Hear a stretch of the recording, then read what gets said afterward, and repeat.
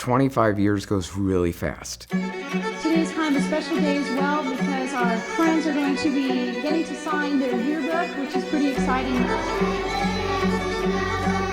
All right, Cato's got it. For 3. If you can speak to your younger selves at the start of this story, what wisdom would you share? You're crazy. I was surprised anyone came at all. There was just that one little church that said yes. A lot of fun firsts. Never doubted Liz's vision or the ability to deliver. We didn't doubt it at all. If we lose every single game and you all choose to follow Christ and end up in heaven for all of eternity, that's what I care about. But let's go compete and let's go honor him in the area that he gave us a passion for with great attitude and great effort. I remember growing up that all the verses that I know, there's a song associated with it. Music has a way of attaching itself to joyfully presenting the message. The discussions that we have, the books that we read, the things that we write, those are the ways that we train students with the ability to get in touch with what's real.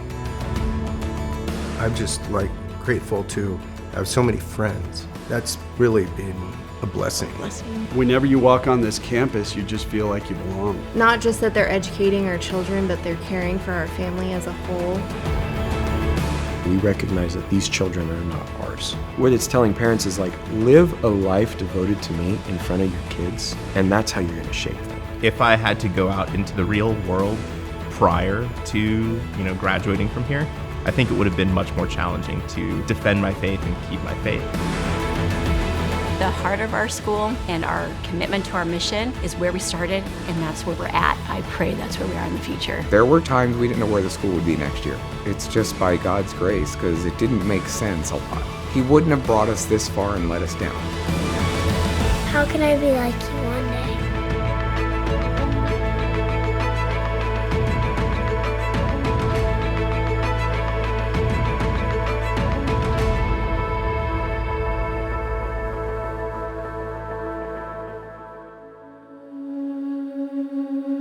My name's Liz. And I'm Wally. And we're privileged to be the founders of Trinity Classical Academy.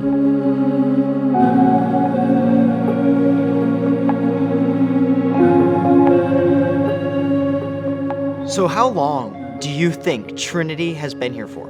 I don't know. I think 18 years. Do you know somebody how to start this? Yeah, who started it? Mrs. Cato. Mrs. Cato did do that. What do you think she felt like when she had to start Trinity? Do you think she was scared or nervous, or what do you think she felt? I think she felt really excited to have a school that she owned.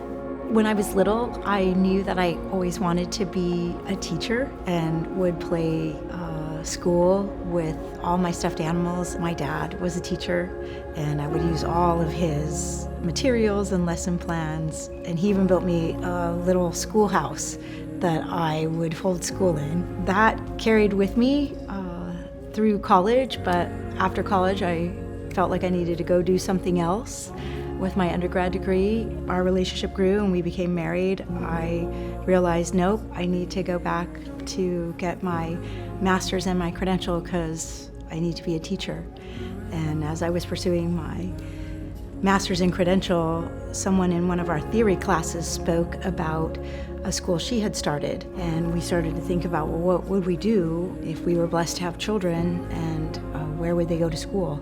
Because I knew there was more children could be learning in so many ways. If we were going to have a family, would want to influence their education. I ran into our place saying, I have it. I know the model, and that is when we started this crazy journey.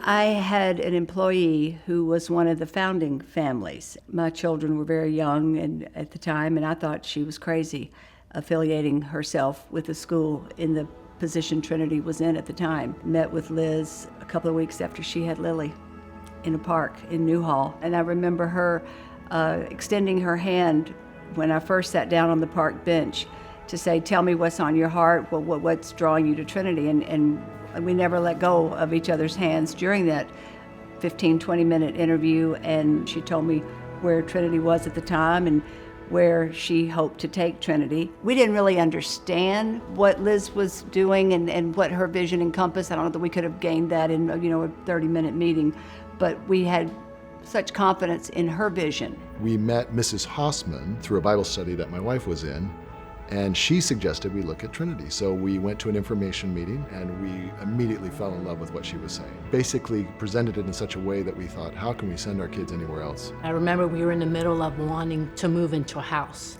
but my husband attended the meeting, and I remember specifically I was at the top of the stairs in our condo, and he walks in and he goes, you know what, I think this place is big enough, which was an indication that we were going to send our kids to Trinity instead of buying a house. And it was really evident when we saw one of the juniors get up and speak before a whole group of adults that evening, and we were really impressed. If this is what they're producing, and to forecast and think what that could look like in high school, it became really interesting to us to consider, to say, well, if that's what they're producing, then we're interested. Liz came to our women's group and said, I think God wants me to open a school. And I'm the resident cheerleader. So I was like, that's awesome, Liz.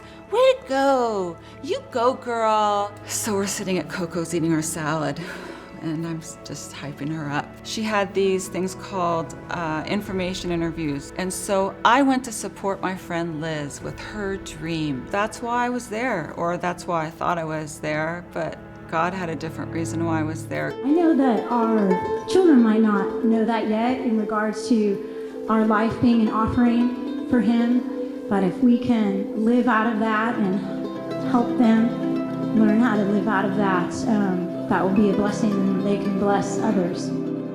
I was a public school elementary teacher. I knew I couldn't share my faith. I feel like I did the best I could. When Liz approached me about coming to Trinity, it made a lot of sense because Christ was at the center and Christ was part of everything that we were doing. So I came home to my wife and said, I think I'll work there someday. Let's put our son in there for second grade. It was a leap of faith, just trusting God that this school was going to work. Never doubted Liz's vision or the ability to deliver. I don't know why we didn't, but we didn't. We didn't doubt it at all.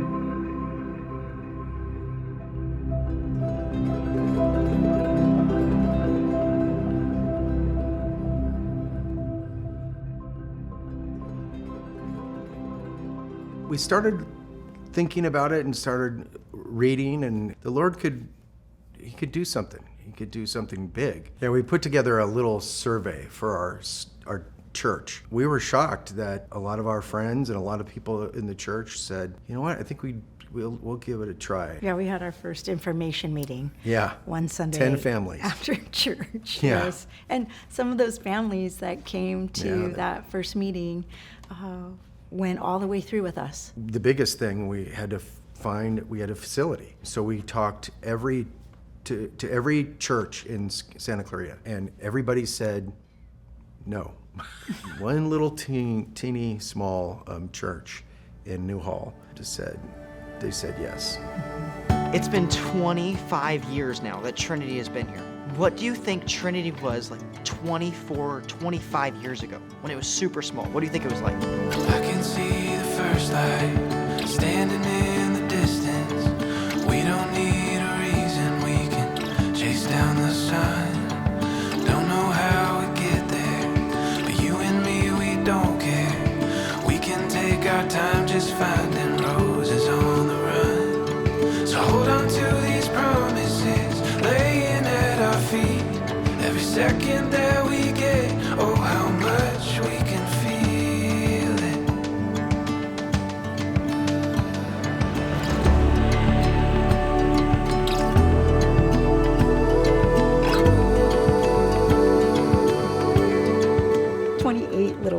that first year, kindergarten, first and second grade, I was surprised anyone came at all. The first couple of years, it took me a while to think, oh, people will come. But they kept coming. The original campus that we attended, Seventh-day Adventist church facility over on South Valley. There wasn't enough room not only at the SDA campus, but the second campus was full. So we had to have a third campus on 15th Street. But Jeff Culp had it all logistically orchestrated. You knew what area you were going in and what exit you were going out, and there was no messing about. And there was a lot of parents who had children scattered at those. Can you get mine at 15th? Yes, I'll get yours at Little Light. It was just what we did. We didn't really think about it too much. It was just the order of the day.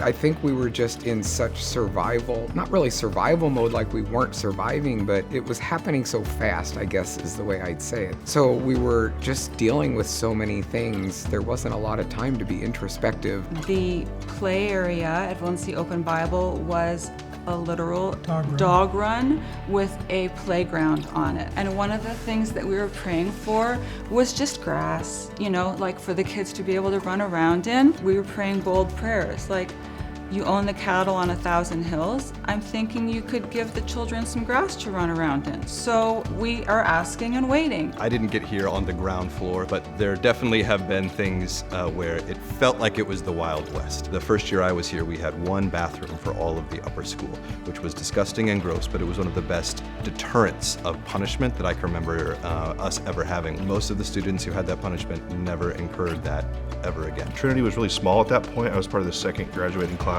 I was really impacted by the teachers here, and I kind of set my career trajectory on that path as well, to where I wanted to kind of do for others what they had done for me first.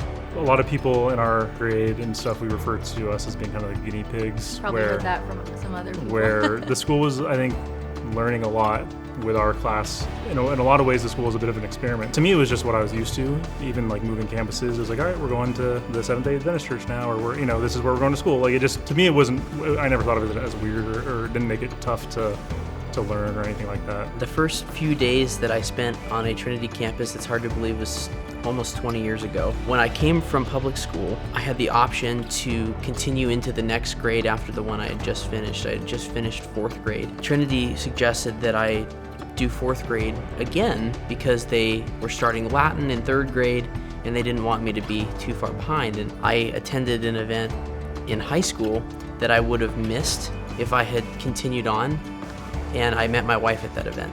And so it was just neat that God used the timing and the pieces of how I ended up meeting my wife, you know, some 10 years later. I actually grew up going to Trinity. We were a founding family, so my parents put me in the very first year that Trinity opened. I was in 1st grade, just little tiny. I feel so blessed and lucky that they did it for me.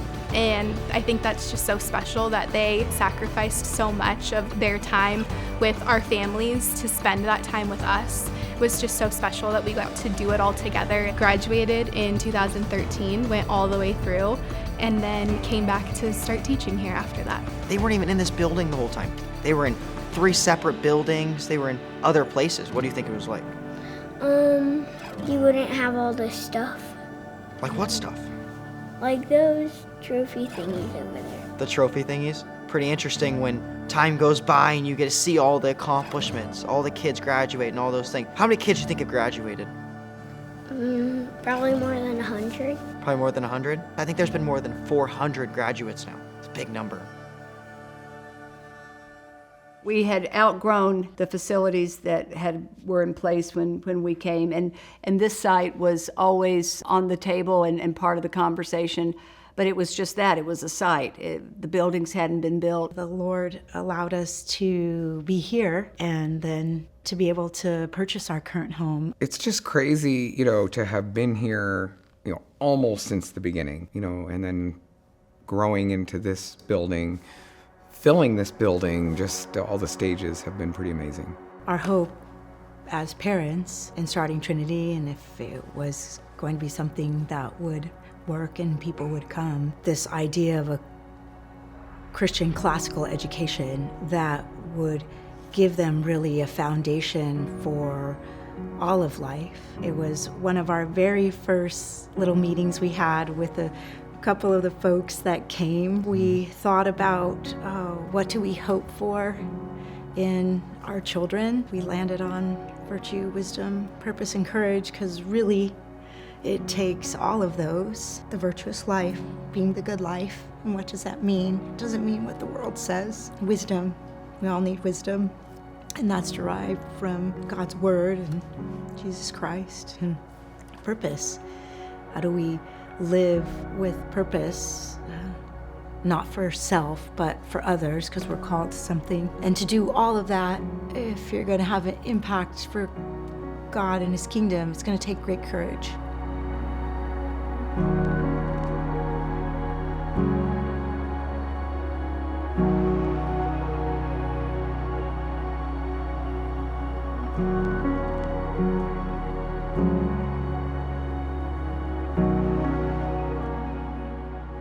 Talk about purpose and the vision of Trinity, both academically, culturally, spiritually, athletically, all driven with purpose. But the vision of what the school would be didn't change at all from that first meeting in the park with Liz. It's a beautiful mission statement that has never changed, not one comma, not anything. And it's because it's a perfect mission statement. It encapsulates what's done here. Whenever parents were wondering, if our students graduate from here, are they going to be able to go to college? Will anybody care about a diploma from this little institution that no one has heard about? So seeing the way that that's been a consistent through line is a genuine desire and responsibility to assist parents in the shepherding of their children into Christian maturity. When you think of virtue, wisdom, purpose, and courage, those are, great words, but how they play out, I hope we've been very purposeful in everything we do. I hope everything we have has the sole purpose of helping ourselves and our families and our students know who Christ is. We talk a lot about Liz's courage, which she has a lot of it. Phrases like doing things afraid permeate because of her. It took a lot of courage to start. It took a lot of courage to keep going, when it was 50 and 75 and 100 students at the school. But it doesn't take any less courage today. The mission is critical. When I think of Trinity, I think of a godly Christian school where kids can be challenged, where parents can lean in and develop the next generation of godly Christian kids. If we can help save souls and direct people and build a generation that can go out into the world and plant seeds, plant another Trinity. The gift of knowing our kids are in such a safe and healthy environment with people that love them and are challenging them and are aligned with our values. That's just a blessing. We're excited to drop our girls off here every day knowing that they're in good hands. I probably take it for granted that I see the full picture for one, but that's what's neat. I guess I see the full picture in there's joy in seeing the kindergartners bouncing around the kindergarten playground, and then there's joy in seeing the seniors in their senior section in the courtyard, how it looks different yet the same. 25 years goes really fast. That's one crazy thought. It's just by God's grace, because it didn't make sense a lot. There were times we didn't know where the school would be next year. He wouldn't have brought us this far and let us down. At this point, to see what the Lord has allowed has been so gracious of Jesus and kind. And if we say we're a follower of Christ, then that means we have to be willing to walk through tribulation, face hard things, and even if you're afraid, having faith in the face of fear. As others start to carry it on over the next 25 years, a whole nother generation will come to see and be blessed. I think to go back to my young self and say, it's gonna be okay. Just don't be afraid. It's gonna be okay. It's been a faith growing for us, and I hopefully most of the people at our school as well. Never once, even in all the ups and downs of facilities, do we have a facility? We need another one, or everything. Did Wally ever waver from, no, this is too much for our family? Not once. What we say, do it afraid, and we were. We really didn't know what we were doing. No. That little bit of, I always say, well, we took the crazy pill and just sort of kept taking it, and then others jumped on. I would say, stay the course and trust Jesus it's not going to be easy, and remain faithful and obedient to what you think he's calling you to, and just keep doing the next best thing.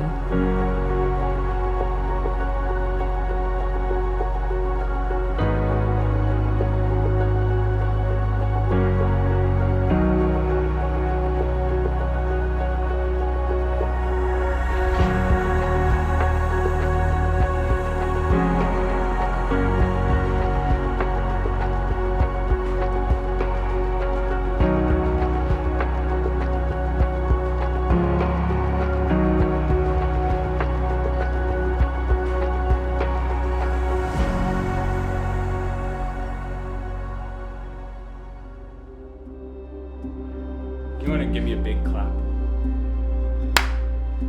That's my down, set, go hike. Down, set, Oh, and go. there you go. I gotta let everybody hear it.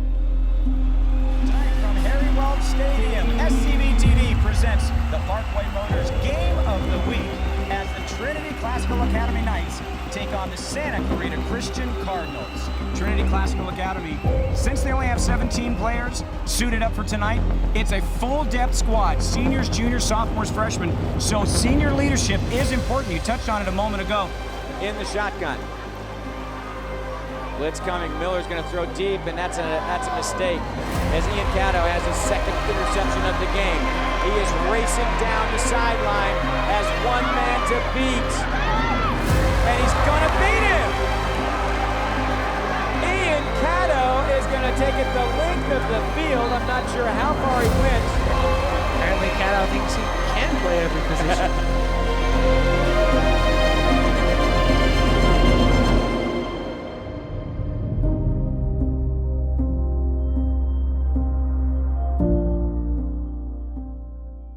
My son Ian, our daughter Hannah, and Lily all played multiple sports at Trinity. I knew early on when we started the school that we would want something like that for our kids, wanted them to have the whole experience for all of our students. And the Lord has been gracious to allow just that. Because we only had elementary sports, you would have thought every game we won was like the Super Bowl. One of the more memorable ones was the first time the 8-man football team didn't get mercied. You're getting beat so bad, they called the game.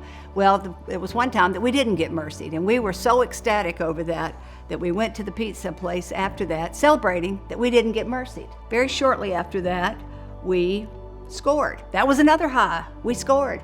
And very shortly after that, we won. To have that trajectory of success, through perseverance and the building of the programs. All those programs started as idea with parent coaches and input, but a lot of humility at the beginning, the learning years, the growing years, building of the program, and then to have some success with those same kids was great. We had a lot of very good family memories, really built very meaningful relationships with the other families. Those initial days, it was all about joining CIF, which is the governing body that oversees all of sports, high school sports in California. We needed to figure out how to get into the club, if you will. We quickly learned at that time that the requirement was a male and female sport for each season. So we needed 6 sports. So we were like, okay, we don't have that many kids. We don't have that many students. What kind of teams can we fill? And that's where I think that pioneering and entrepreneurial spirit was alive and well.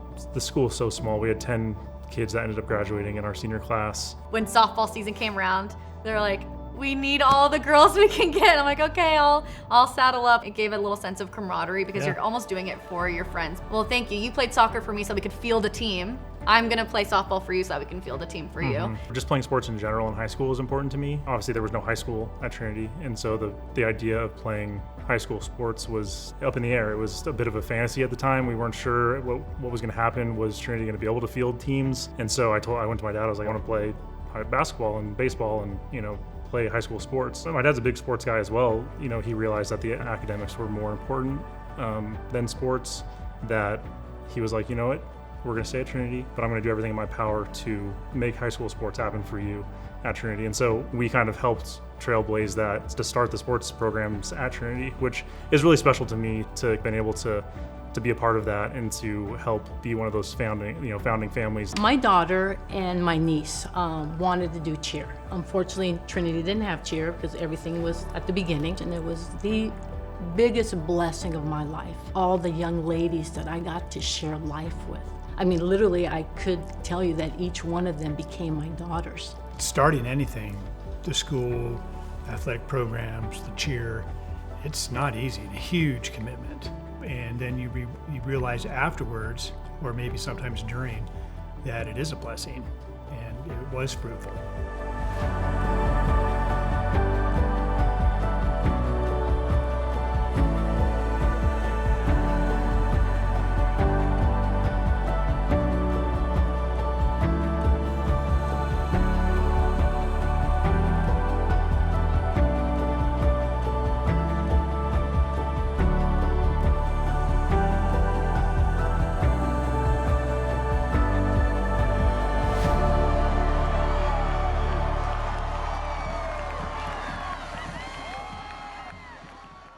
We're always playing bigger schools than us, always.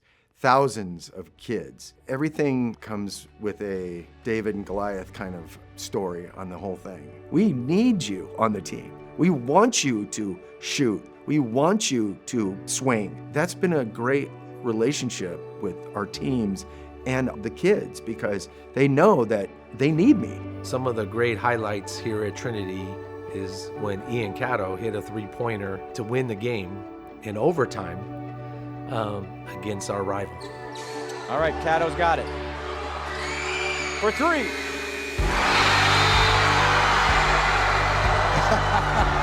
Why would it end any other way? Why would it end any other way?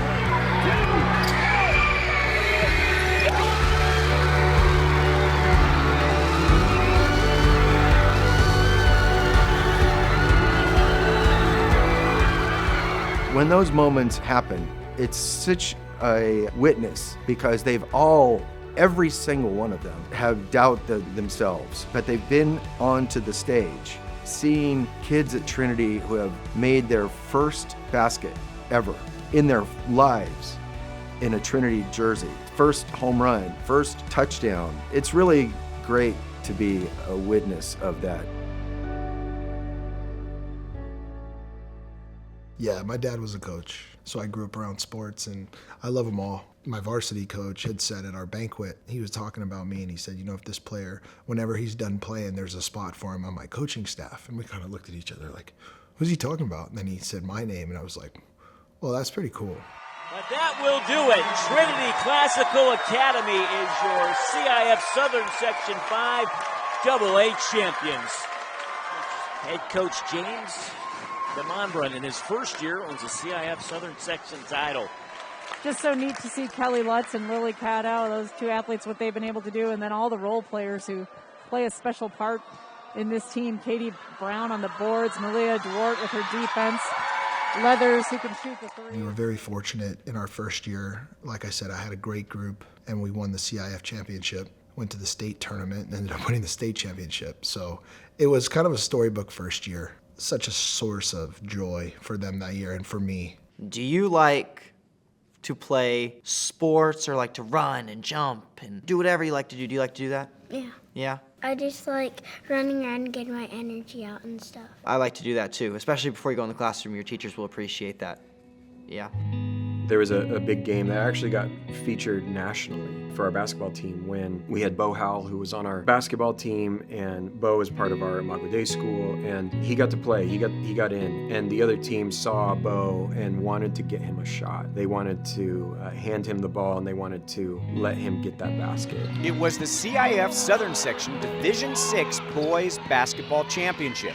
Trinity led by 23, thanks to Ian Caddo's school record tying 37 points in the game. Knights head coach John Brooks then put into the game freshman Bo Howell, a special needs student with developmental delays who serves primarily as the team's manager. And then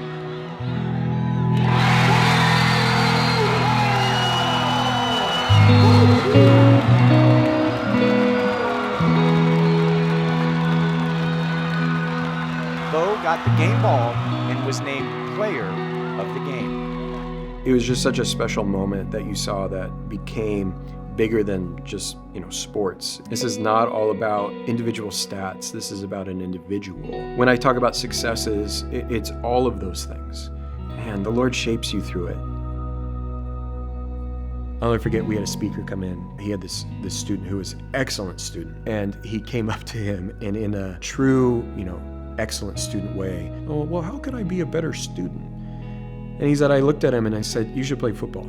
And he was so confused, like, well, why would I play football? Like, I'm asking how to be a better student. He's like, yeah, you need to be a well-rounded person. You might actually need to go get hit. You might need to deal with failure in something you're not good at, because that is now going to shape the type of person that you are. Maybe you need to go fail at something to see how are you going to deal with adversity.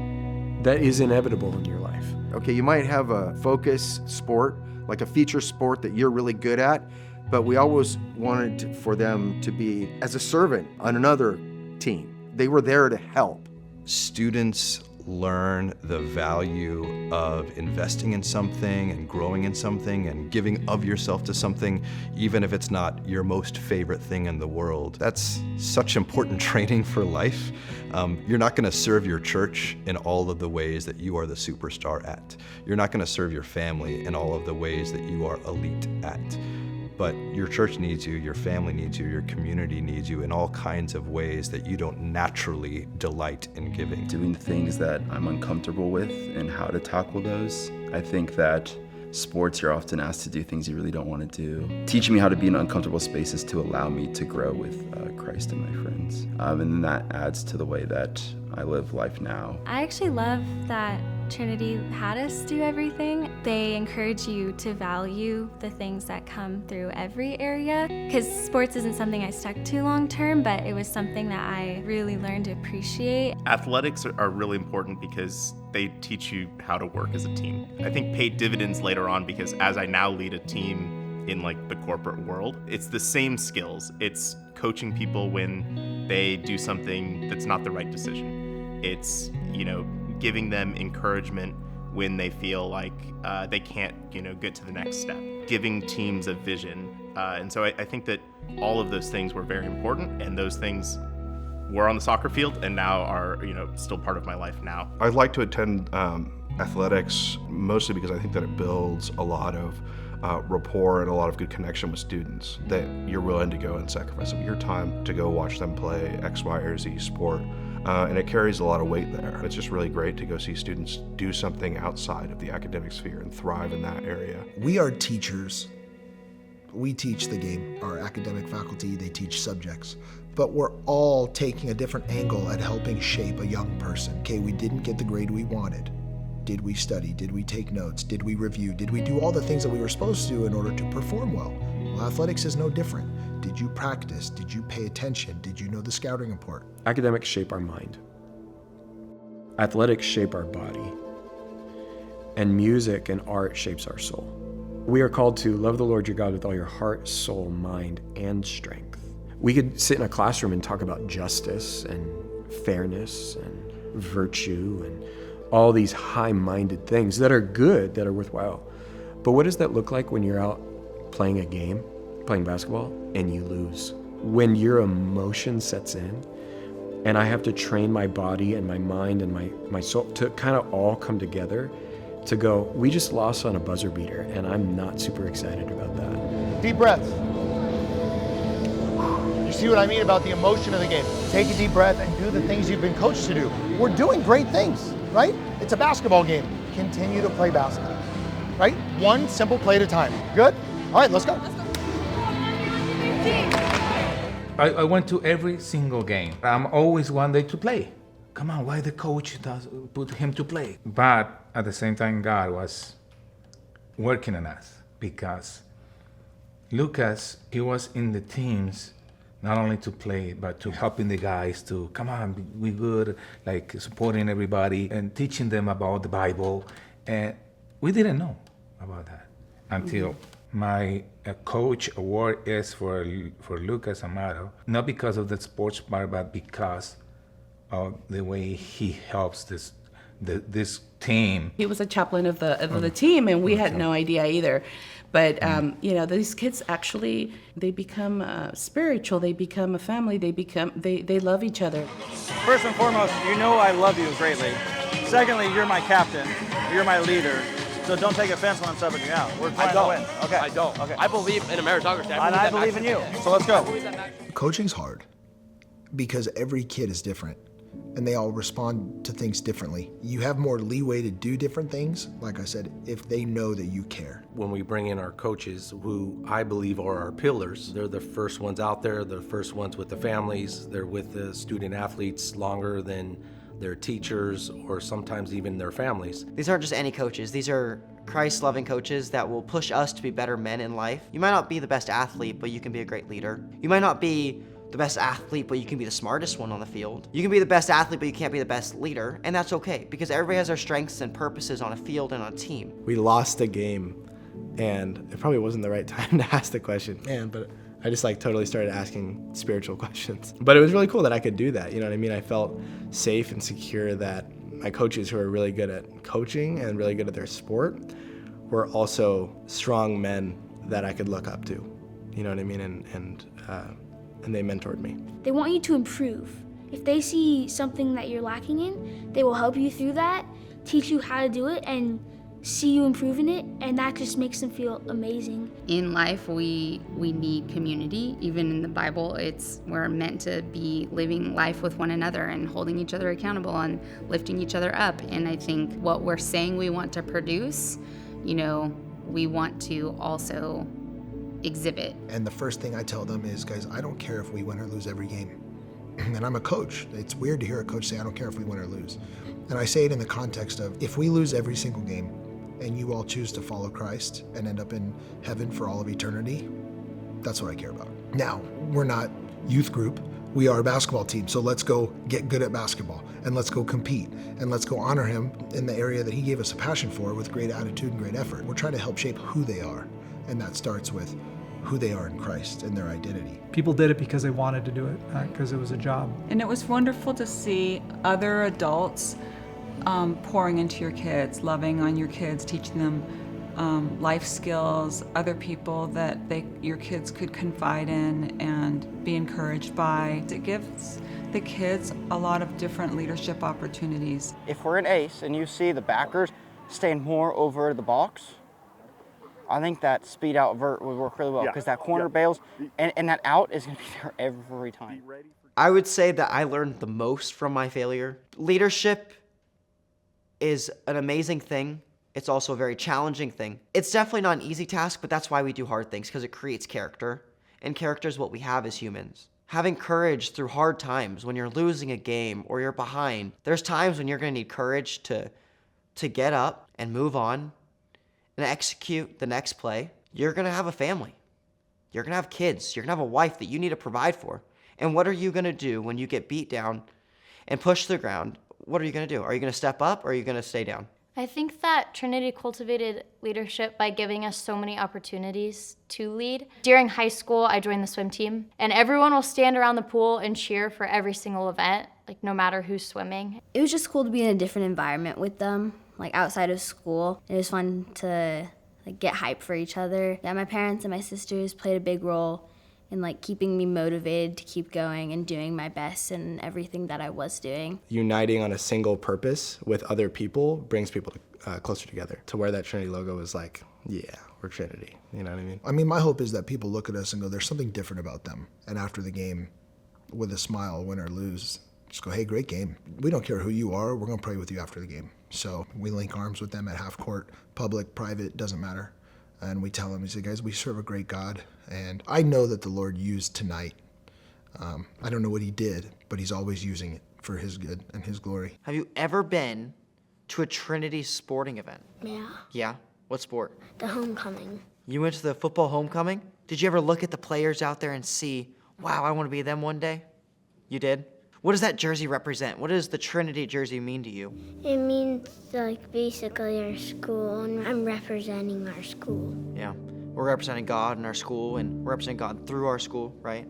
Some of the best stories, I think, were just watching those kids compete. not just your own kids, but seeing some of the other kids come out of their shell. If you love and trust the people you're surrounded by, it helps you do things more afraid. It just builds the ability for you to stand strong and proud and brave and comfortable and confident. And I don't know that these kids would have done that without Trinity and the way that they really kind of structure their programs in doing that. I think it's one thing to work together with someone in a classroom, and it's a different experience to work together with someone on the court or on the field. Just the idea of her working with her classmates in the classroom and that they're growing as, you know, students and individuals and learners, and then that same group of kids gets to go to the court and they get to work hard together and hustle and struggle and go through the wins and losses that you do with any competition. I saw a young girl become a mature young lady before our eyes, and I saw a little bit of competitiveness, a little bit of fierceness.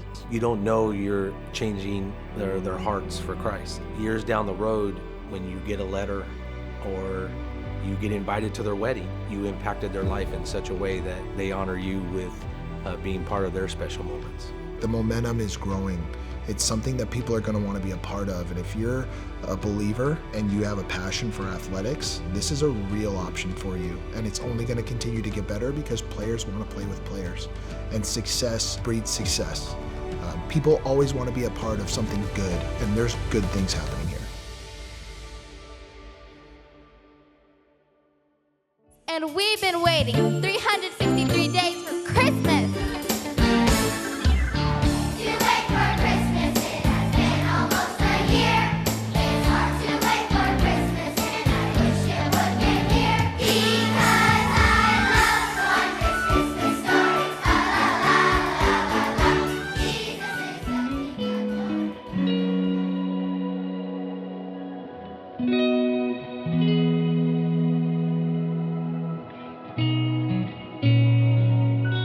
In starting the school as a classical Christian school, arts had to be interwoven all the way throughout. We talk a lot at our school about truth, goodness, and beauty, and our students are encouraged to engage in that. The way we approach it here is to help all students, who, even the ones who say, oh, I'm not musical, I can't sing. Even the handbell choir, which is filled with ninth grade football and baseball players who have no musical background, they've come out loving it. We're helping them understand the purpose of learning how to use our voice, which of course is the first instrument. It's the instrument of praise.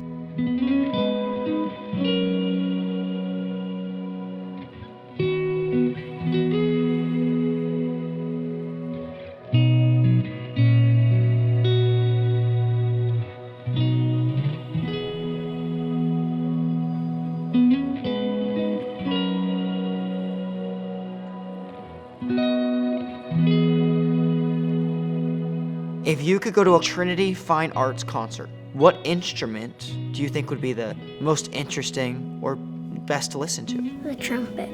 The trumpet? Would you ever want to play the trumpet? I mean, it might be hard, but sure.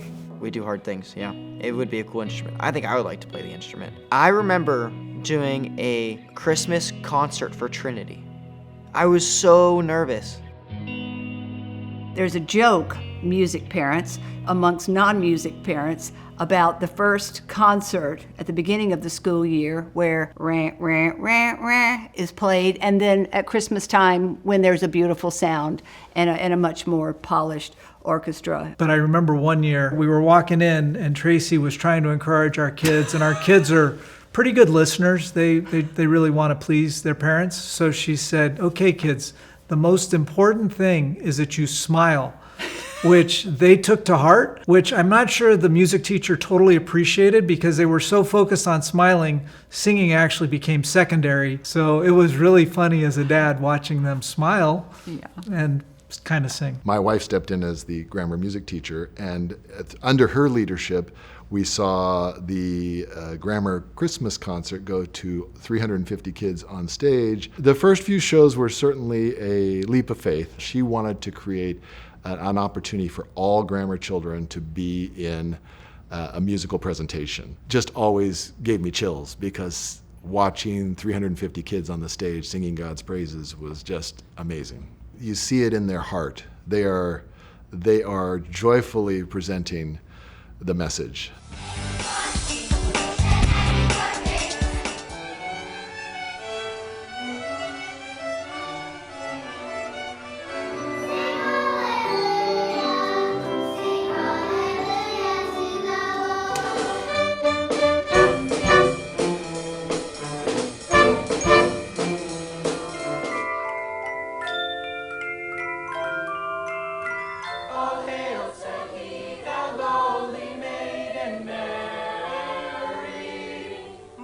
Music is important to any child's education because of the effect that it has on the brain. Music is a great way to learn verses, memorization, speaking that they need to do. Maybe they need to give a presentation to their class. A great way to do that is to sing what you have to present. Create a tune for that. I remember growing up that all the verses that I know, there's a song associated with them. Music has a way of attaching itself to verbalization that is unique. So chapel is about once a month. We usually sing 2 or 3 songs and then go through the Apostles' Creed, and then one of the teachers will give a message. I stepped into a role leading the Trinity Chapel Band, and that was a really neat experience, getting to lead worship and develop as a musician, learning to lead a band, helping arrange. It reminds me a lot of a church service. There's worship music. There's an opportunity to praise God through song, like the scripture tells us to do, to sing new songs to the Lord. When you study the history of Christianity, you realize Christianity is a singing faith. The church has been singing hymns since the apostles, so it's neat to get to have that as a part of our chapel tradition. Artistic pursuit was encouraged at Trinity, and I had teachers that, were proud of the fact that I was also pursuing this additional discipline. Trinity was very focused on kind of cultivating you as a whole person and making sure that you could pursue the things that I think that God gave you gifts for. And so I think that I was gifted in a few of those things, and I think that Trinity helped me pursue those things in the right ways. Having those experiences, in front of a camera or in front of an audience, not many people outside of Trinity do that. So having that ability to be confident in front of a room of people, you learn to just be comfortable in those situations. And I think that sets a lot of the grads from Trinity apart. They see your potential more than you do because of how much they know you. It is built out in your schedule to be in the arts. That discipline is useful for learning any discipline in life. The discipline of being able to decompose something down to the bottom level and be really patient and build it up one piece at a time that you learn in a musical instrument. You learn the patience of bearing with other people as they're doing the same thing. That's a tremendously valuable life skill. And my kids love the music lessons so much. They were able to identify each instrument, and she categorized them like animals. And I thought that was so beautiful because they would move around the room and they would know when the cello was playing or the flute was playing, and it was identified by animals, and they would just dance around the whole room. I thought that was so beautiful. I can tell you about a student who actually graduated this year. And I was so moved because he wrote a dedication in the yearbook to me, and I was totally shocked. I didn't realize until I read what he wrote in the yearbook that he really wasn't taking a direction of music. And it was through the way he and I worked together and his desire to worship God through his instrument. And now he's going on and minoring in music, and then he has just blossomed into this amazing musician.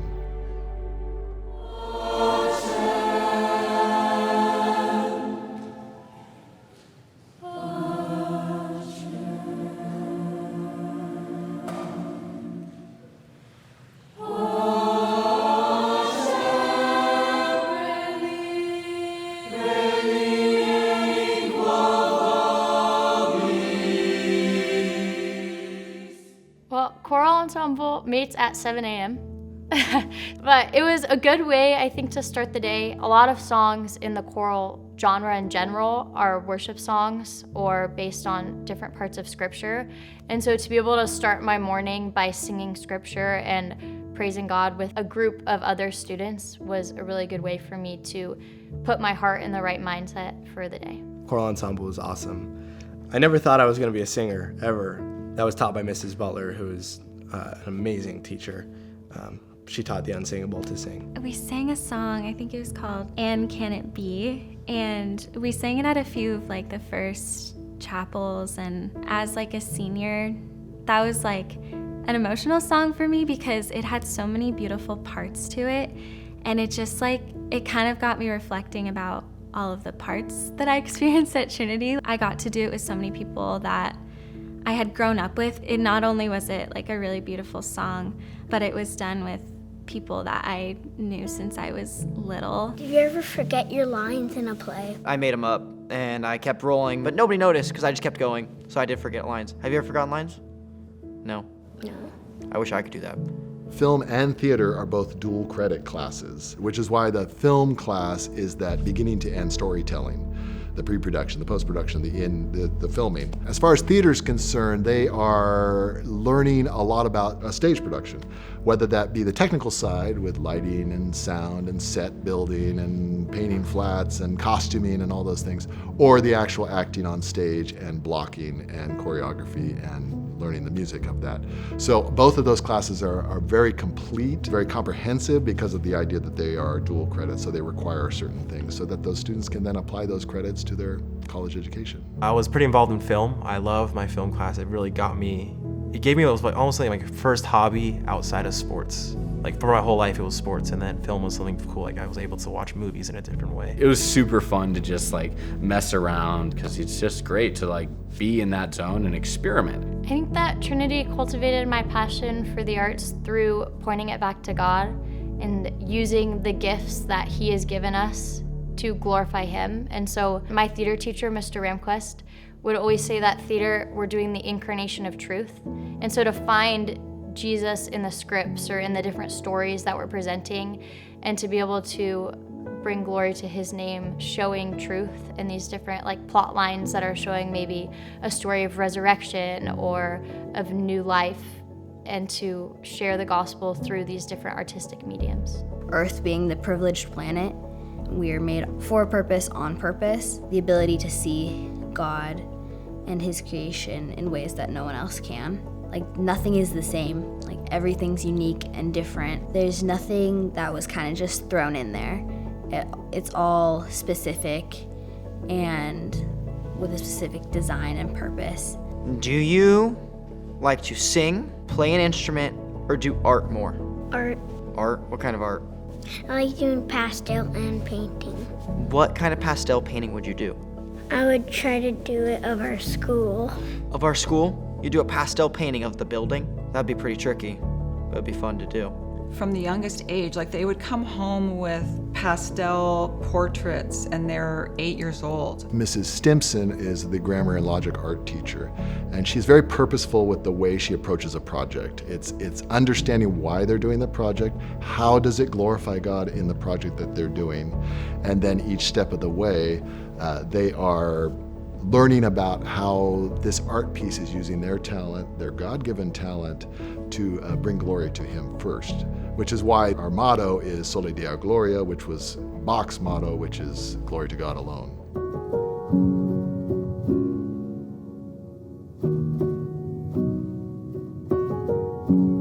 My wife and I have appreciated being able to be on the journey with our kids. It was a very small school. It was K through 2, and we were at another location. And we saw a music program that was in the works. Both my wife and I, having come from a musical background and musical degrees, saw potential that came as the school grew. In our journey of getting into Trinity, it was that information meeting. It was understanding students will be well-rounded, learning truth, goodness, and beauty in all aspects of their education. I'll cancel practice the night of the Christmas concert, and we'll all go over there and grab hot chocolate and support our girls that are standing up there in the choir or playing handbells or whatever it is that they're doing. We just had one of our players was the lead in the musical, and so we want to be able to support them doing all the things that they're doing. You just have to be flexible. God gives us gifts, and I also believe that people can develop the love for music, maybe not as much as others. We as parents have a big responsibility, because if we don't develop this, then they'll just have a gift, but they'll never be able to use it. So I'm so glad that Trinity helped us with that part. And because we're created beings, we're created to praise our Creator. the best way to do that is through the fine arts on some level. Our kids were blessed by seeing a side in themselves that had they not been encouraged to try, they wouldn't even know that they had that in them to perform in the play or be in choral ensemble or participate in the film class. All of those opportunities are there for all kids. And my daughter's experience was not unlike any others, where she could participate in the arts, participate in playing the violin, and I think just the experiences were amazing. And I think it helps develop kids as well. I mean, I think it's teamwork, it's discipline, it's practice. It's not easy. It's one of those things that I think that she really valued and appreciated, and I think to this day, I think it's one of those things that she'll continue to appreciate and respect.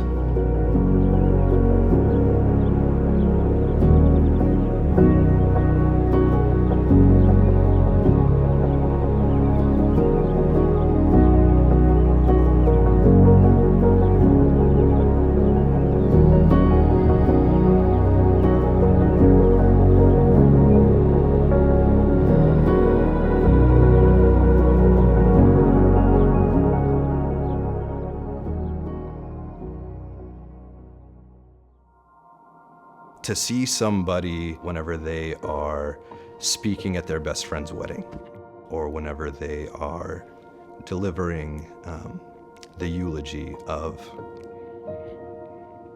Depending on the individual, God will put them through certain sufferings. He'll put us through long anxiety and waiting if we're in need of patience. He'll put us through physical impairments if we're in need of perseverance or endurance. These characteristics are only built by suffering and nothing else. Eternal paradise is a grand reward for a mere lifetime of suffering. Thank you. Delivering the eulogy of their mom or their dad, or they're in a fight with their spouse, and they find within themselves some of those words, some of those ideas, some of the presence of God and all of its truth and beauty that maybe came in the form of a poem that they memorized, or they saw through a discussion that they had with their peers, that those things are stamped within them so deeply so that whenever they're most needed, the education that they have received can continue to bear fruit in their lives.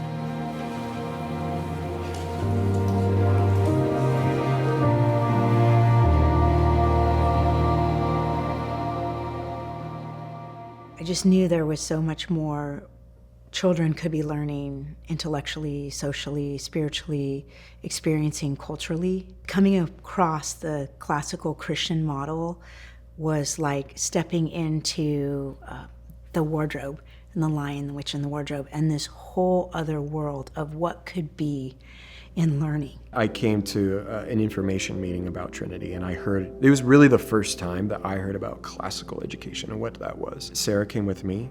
She was my fiance at the time.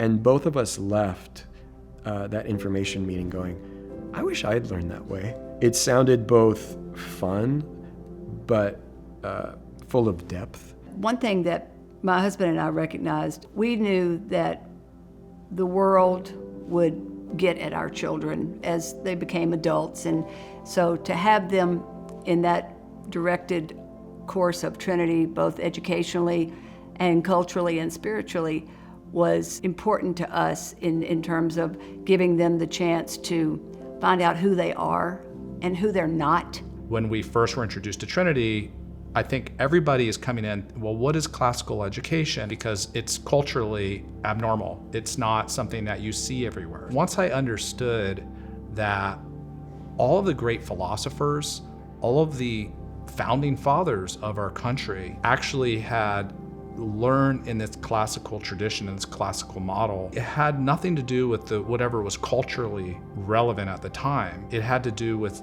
again, developing a critical thinking set. It seems very paradoxical to say we're going to raise leaders by reading old books and talking about them. But there's a lot of ways in which I think that that's such a wonderful way to do it. Our sentence yesterday was pretty complicated. We're starting to get objects of preposition, direct objects, adjective. S-E-C-M-S,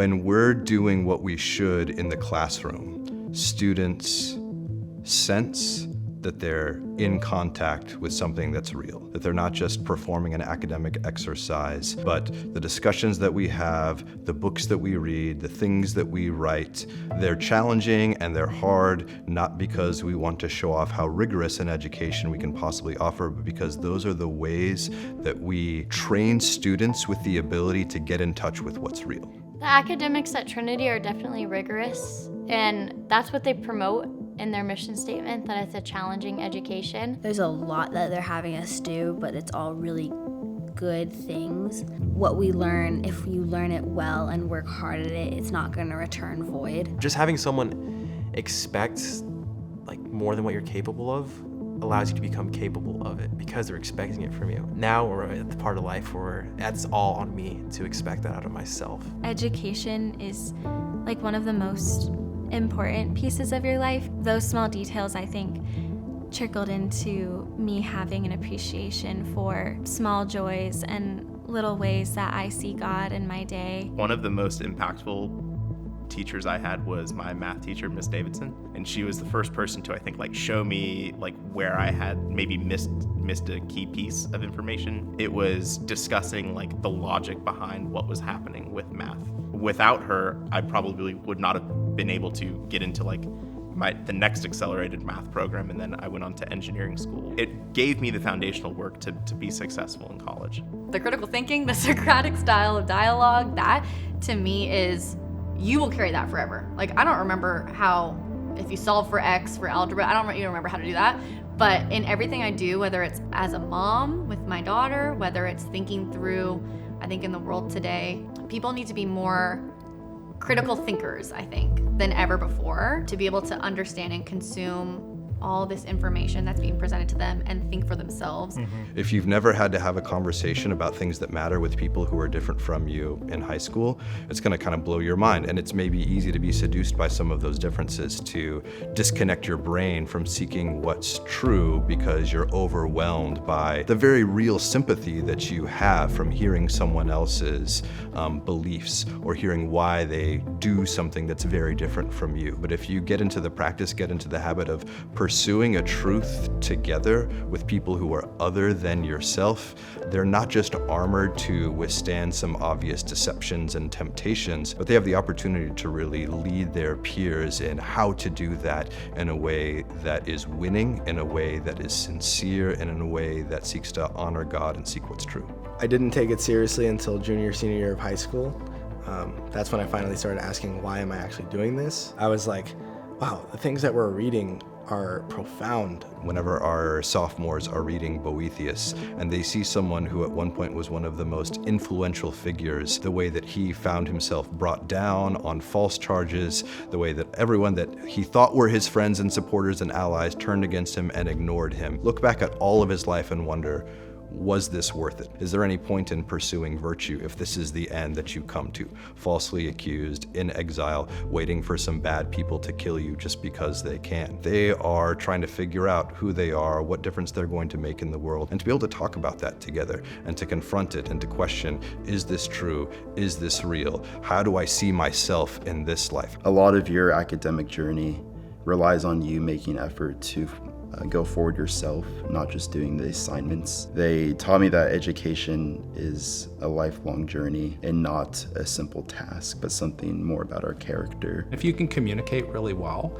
no matter what you're going to do in life, career-wise, that is a very foundational skill to success. Trinity taught me to be deeply curious and to think critically. No one institution is going to be the single inoculation against culture. Trinity gave me tools that helped be a part of that inoculation against the culture. I learned to really examine ideas at their root and take them apart.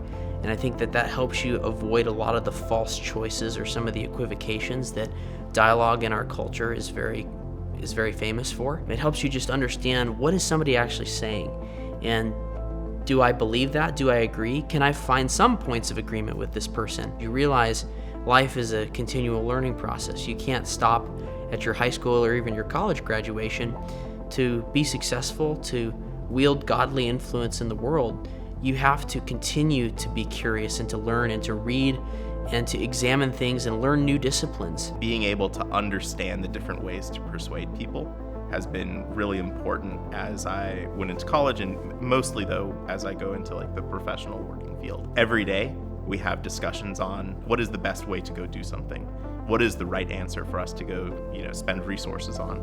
Knowing how to persuade people, which is what you get taught in the rhetoric school, that helps you kind of get a level up on people in the workplace, because you can kind of dissect their different arguments and you can you can craft a better argument. The ability to answer and think on the fly, create these complex ideas, is something that makes you stand out against the rest. Overall, that's the value of the education itself and this place, is the ability to think and speak eloquently. They've taught him to be able to share his voice in a way that's respectful. Oftentimes these families see that and they want to know more. That is the best marketing that Trinity could ever have, is put a well-spoken kid in front of a grown adult and they realize the fruits of the labors. Rule number 1, obey God, parents, and teachers. Quick idea, how do I obey God today?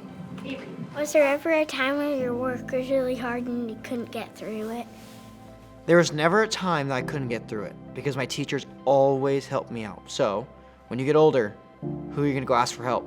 Our teachers. Your teachers, because they're like your best friends. They're gonna help you out and they're gonna make sure that you do great things. Being a teacher at Trinity is so fun. I love that I get to focus on the character formation of the students more than anything. The academics are so strong and we're pushing the kids to do really big things, but at the same time, who they are as people, even when they're 5 years old, is super important, and the foundation of everything that they're going to do as they grow up. You see so many kids come in and it's their first time in school, their first time being away from their parents, so they really have no idea how to interact with other kids, and being able to teach them how to be a friend to somebody or teach them how to love one another is really special. Some of the learning goals I have for them is that they should be able to read small sentences. They are learning to add and subtract.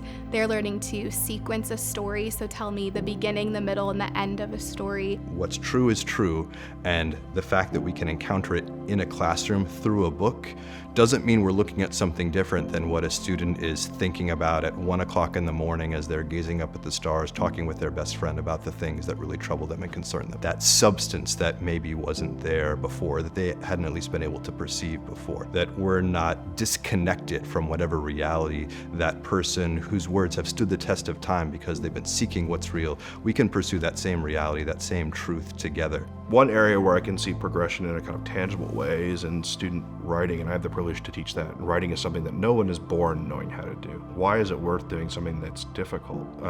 Why is it worth deciphering some book or some text that's inherently difficult? Well, there's not a career that I can think of, really, where you're not handed things that are difficult in and of themselves and you have to sort through them, and not getting them at first is common. And so if we can kind of build those habits in now to where I don't know is only a starting point, needs to be I don't know and. Watching her teachers commit to her specifically, working with her, encouraging her, giving her feedback, saying, Hallie, you're totally capable of doing this, let's sit down and doing it, and then celebrating wins with them. The encouragement that they receive and the acknowledgement from the people around them that have been working with them is just so awesome, and it really spurs them on to be like, oh, I can do this. I will go on to the next thing. You can do hard things. You can struggle and you can persevere. Trinity has brought a community around our girls to help them realize that and see that.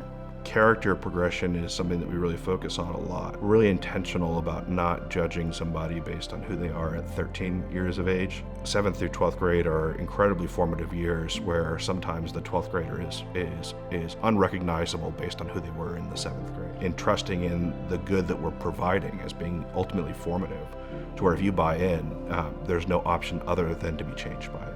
The fact that that's built into our curriculum reflects the level of importance that we're giving it. The greatest joy, which is repeated pretty much every year for us, is seeing the students grow during the upper school. The 6 years of growth is incredible. I think there's so many different things that I haven't done yet, but then there's things that I have done and I'm still learning and perfecting and getting better at. My community and my teachers and my family and my friends all are able to reinforce that in my life. They know me personally as a student, but as a growing human being. And they're not just gonna give me facts to learn, but they're gonna help me grow as a student and as a person in Christ. And all the teachers and staff here have the same purpose to help us in that. They all have a sort of like grace when they're teaching us. They know that it's Christ in them that allows them to teach, and what they're teaching is all for Him. Anytime I have an interview with someone, they're saying, what type of person are you looking for? Which I think is a great question. It's the people. It's what we said before, where would I put my own children with this person? Would I trust them? Our students, when they come home, they're gonna talk about certain things, but what they will definitely talk about is their teacher. That shapes them. And so I think when we're looking for people, are they devoted to Christ? Do they love learning? Do they realize that they haven't arrived yet either? Apostle Paul says, follow me as I follow Christ. Follow me as I learn. Follow me as I have to love one another, and what does that look like? Follow me as I am devoted to my family. Follow me as I'm devoted to my church. Follow me in all of these things. We could have the best curriculum in the world, but if you don't have the right people, it's worthless. What I'm grateful for our school, what I'm grateful for even for my own family as a dad, is that there are people who, thankfully, are saying the same kinds of things that I'm saying to my children. That's the other thing that I hope parents are looking for, is a match to what they're doing at home. More a match of what they believe in their home, what they believe at their church. The partnership is the most important thing about what we do here at Trinity. We talk about how it is a partnership with them just as much as it is with us. While we spend so much time with them throughout the day, if what we're teaching at school, whether it's the character piece, whether it's the academics, if it's not being reinforced at home, then it's really for nothing. So coming alongside parents is super critical for someone to succeed at Trinity. The teachers came alongside of us in a way of partnership that I didn't expect.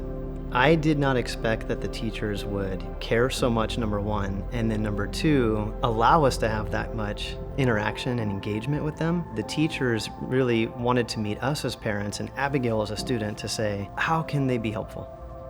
And some of the emails and conversations were lengthy, so it showed a lot of care for them to take the time and effort to write to me and try to help mentor Abigail in the ways of her little 3rd and 4th, 5th grade self that she needed. The partnership is real in that way.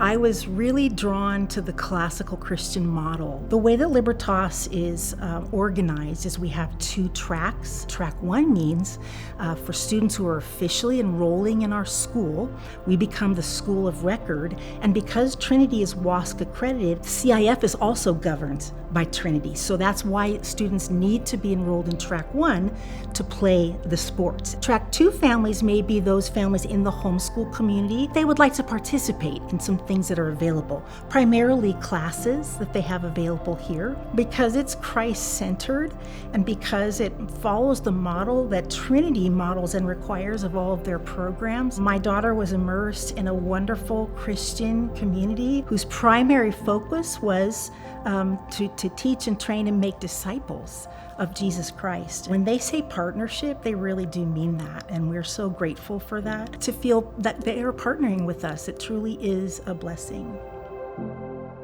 So obviously today, in our conversation, the common thread is something that is clearly woven into the very fabric of school life here at Trinity. And as you've heard mentioned, that's our Imago Dei school for special education, and in the same vein, the academic support that we provide for our students as well.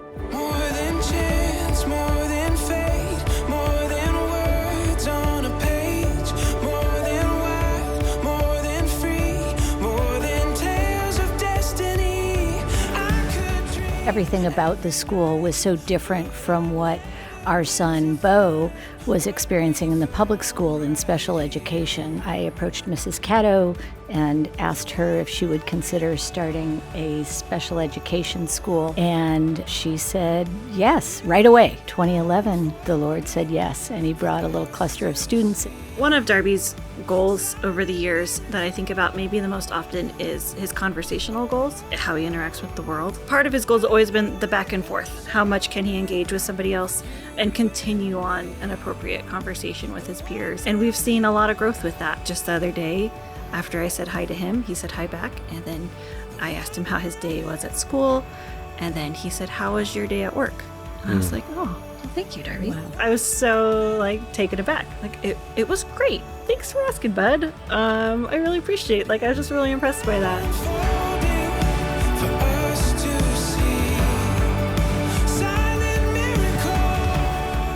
Academics are a really important aspect of Imago Dei. They just feel like kids that are important to the school. I think that transcends the academics. If I were telling someone why they should consider an Imago Dei education, I would say because of the fullness of the education and the richness of the education, not just the academic part, but who their student is when they're done because of the relationships they've built along the way. I hope that as our students are learning, growing, and maturing alongside their Imago Dei peers, that it's just seamless for them to know people with disabilities, that's very normalized, that our students see beyond any differences. God has created them with a plan and a purpose. He's created our students in Imago Dei with a plan and a purpose. I hope that is just normalized for all of our Trinity community. When people look at Imago Dei, I hope they see the heart of Trinity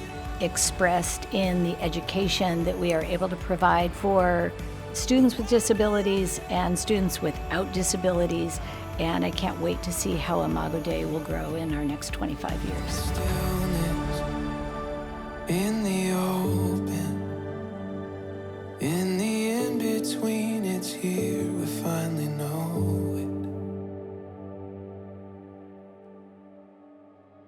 it. There was a young man who was a part of our supplemental services program the entire time he was here and had come to us really struggling with reading. When he did his senior thesis, I don't think there was a dry eye in the place. He didn't think he could. And you see that a lot. Students think, "Oh, I don't know if I can do that." Well, let's try. Do it afraid, try. And people come around them. And for that senior, for whoever impacted him when he came, they played a part in that.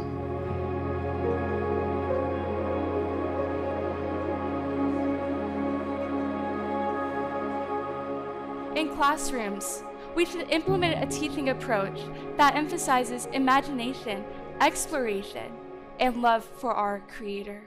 Our senior thesis program that we do here, the way that we frame it is students are only allowed to pursue topics that Christians can reasonably disagree about. They have to be able to argue for something and accept that they could be wrong about it. I think that's a really important aspect to the training and discipleship that they get here so that they can learn to strive for excellence, but with that humility and knowing that they're trying to do it in love. For me as a father, watching Abigail during her senior thesis, I've said this before to many people, was one of the most proud moments I've had as a dad. What was amazing for my daughter is that Trinity offered a structure.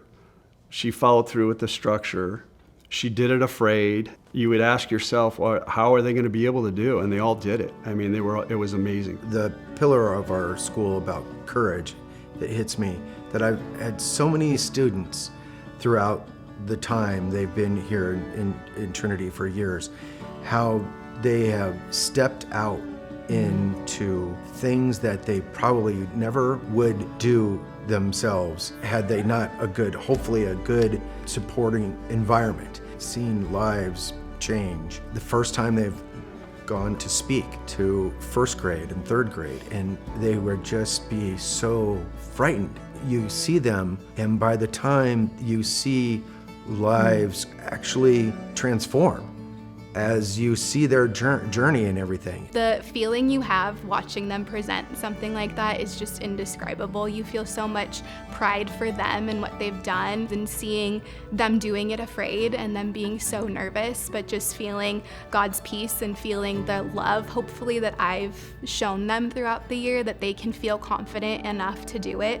It's so special to watch them just overcome fears and present it so well. They are getting up probably a little bit scared, and this just becomes normal to them. And then ultimately all that leads to, when you see a senior thesis presentation, that's not the first time they're on stage presenting something.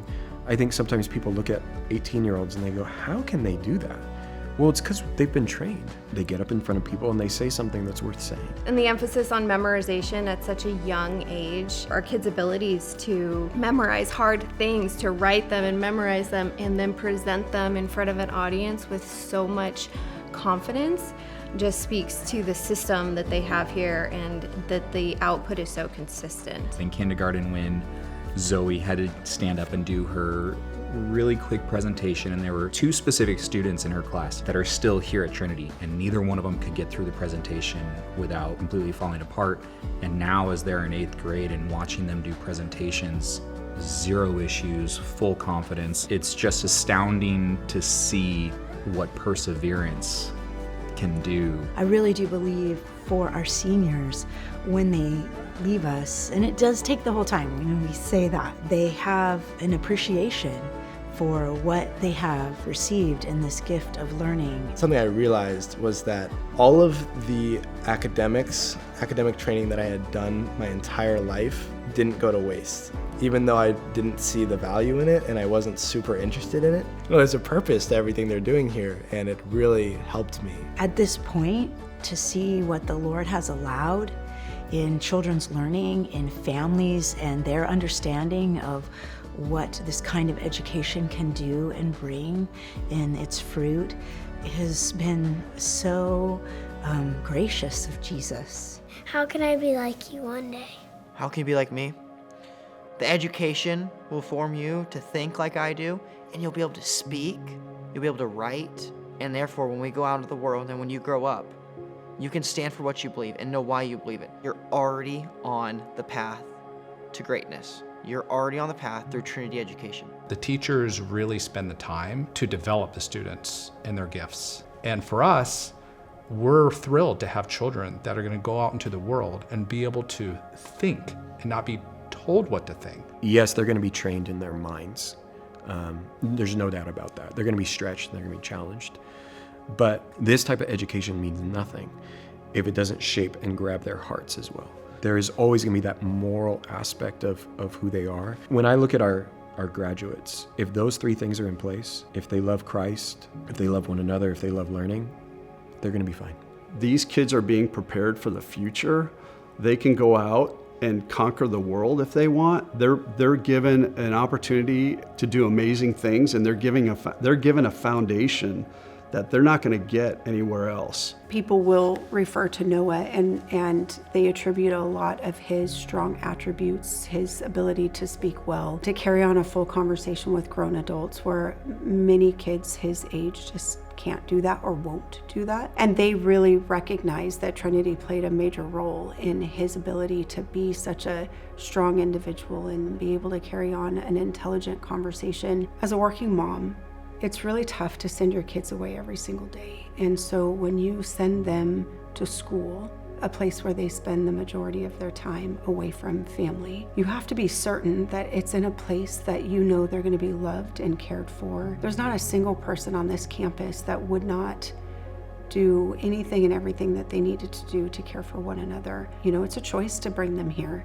And no matter how difficult that choice may be, sometimes it's all worth it because of the people they're surrounded by. We believe that this investment into their education at such a young age is the catalyst for the rest of their life. I have no doubt that our 3 girls will leave our home in just a few years and be fully equipped to adapt and learn to whatever environment God places them in next. Kids are getting accepted to incredible schools. The kids are going out with their AA already, completed and going on to doing big and great things, and they're well prepared to go into the world and to represent God and have the courage to stand faithfully for the truths that have been reinforced here. They're leaders. They know how to think for themselves, how to reason and figure out what they really believe and explain it, right? To us is probably the biggest thing that attracted us to this school. Young people that can go into the world and be leaders, right? That's what this world is starving for. Right? The opportunities are limitless for these students, and the level of confidence too. You'll see to every kid that graduates from this school, they're always the hardest worker, they're always the most structured, they're always the most disciplined. As a mom myself now, I think about it differently. I think about what I can give to her and what the choices that I make, how that affects her. We've gone through it all. James has been a founding family member, been here since the very beginning, me from 6th grade. And for us to have gone through it all with even the trials and errors of being a first graduating class, and to come out and realize that was worth everything, and to feel like that impacted our lives in a positive way. And then to think, okay, I can do anything for my daughter and I want her to come here. I think that alone speaks volumes. And that's not something that I know that I'll be able to see, all of the time. And if it happens, it's going to be decades before the truth of that comes out. That those things which have gotten inside of you belong there, because when you most need them, or whenever you most don't want to believe that you need them, you hear those voices, you hear those words, you hear those truths, you hear those questions, you hear those lovely lines popping up, helping guide your way wherever it is that you might be in that season of life.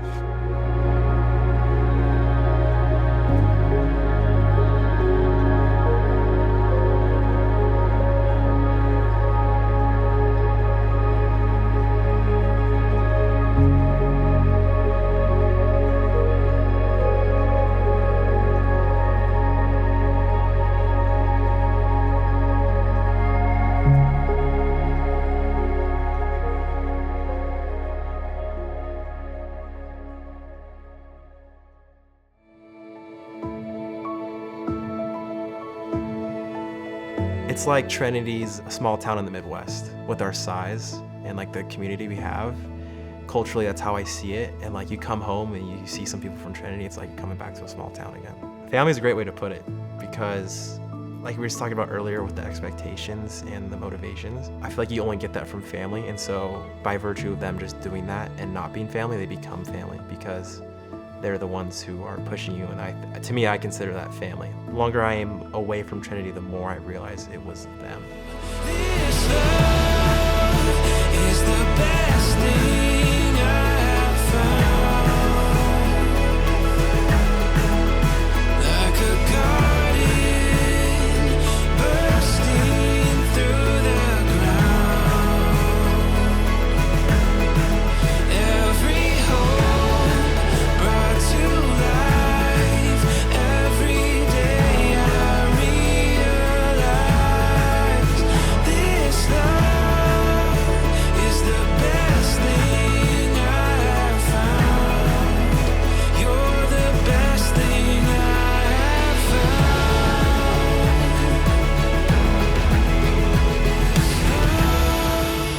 Is the best thing I have found. You're the best thing I have found. Gosh, the Trinity community to me represents an example of God's faithfulness, and it has been an unbelievable joy and privilege to see him carry through families, faculty and staff, children throughout our journey here in their learning. And for our family, it was life-changing. A lot of the families that we started Trinity with were a part of that. The husbands were close, the spouses were close, the kids were close. A lot of years of a lot of families together and bonding. Our friendships with all those families are still strong. Just being on this campus and the fact that you feel God's presence when you walk on this campus. I mean, it's just an amazing experience and feeling. It's almost like when you arrive here to the building, almost like you can feel it, you know? I don't know how they do it, but you feel like you are part of like a big family.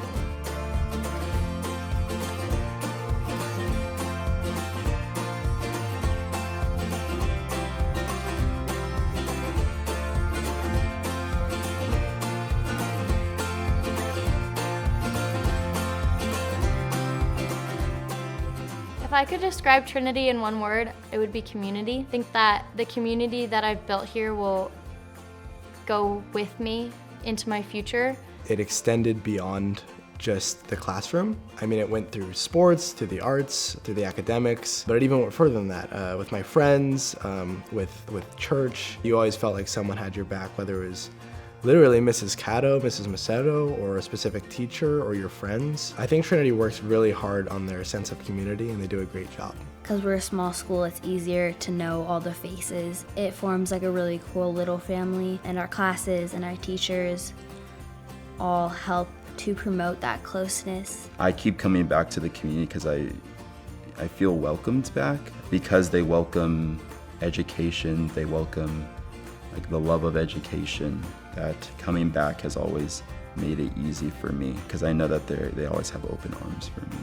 Because our hallways are so small and our campus is small, it's a very involved community in a good way where they just care about how you're doing. And I think Trinity showed me that someone saying, "How are you?" doesn't have to just be small talk. The response that you give is something that they're gonna really be interested in and want to hear more of. What I love about my friendships here is just everyone here is just always open to help you. Like if you're struggling through something, your friends are there, teachers are there. 9th grade, I was the new kid on the block, and I found a friend group day one. Hey Lucas, come sit with us for lunch. And so that's started there, and that same friend group, we were celebrating a 21st birthday just 2 weeks ago. We all went our own separate places, but when we come, that's why it's so special when we come back home.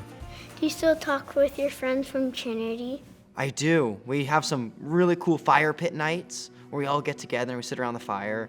We talk about what we're doing, what we're going to do, what our families are doing. I love my friends. They're always surrounding me and supporting me, and so will your friends when you grow up too. Kids make you realize that they're all different.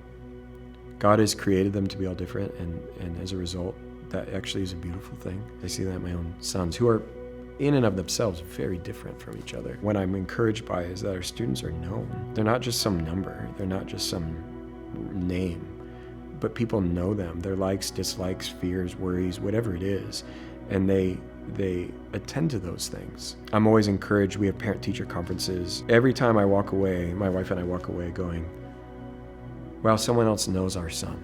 That we're able to kind of rest, but also laugh and going, oh, you see that too. But I can't imagine being a parent and having your child be in an environment where they're not known, where someone doesn't know their name when they come here, when they walk into their classroom. It would be so disheartening and discouraging. And yet here at Trinity, many people know their name. Maybe sometimes the kids don't always like that. Maybe they're known a little too much.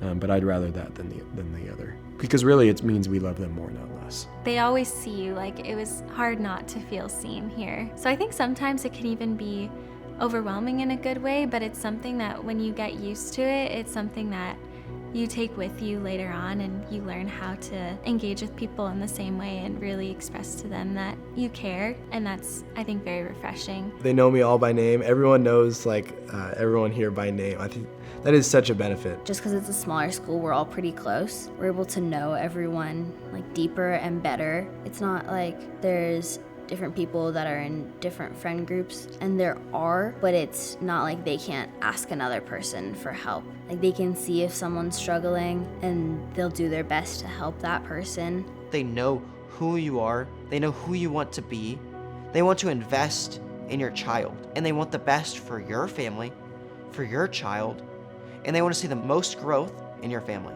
It's cool because when you go to college and you make friends, you know, that's special because they get to see you as kind of who you've turned into, and you become friends who are going through the same things in that time. But I was realizing like midway into my college career, just like how nothing compares to the friends that I have made here because of how long I've known them. It's just really special. Like I get to say like I've been friends with these people for now like 15 years. We have a lot of the same values that we learned from Trinity, whether we know it or not. There's a lot of bond there and a lot of ways that we still challenge each other academically, even from afar. What was nice is that we realized that we've all been at each step of the journey, and that was surprisingly encouraging. You know, we're out on the courtyard taking the picture senior year, and we realized like, oh wow, you've seen me since I was 5 until now. There was a kind of special connection in the sense that we knew that we were kind of a part of a similar journey.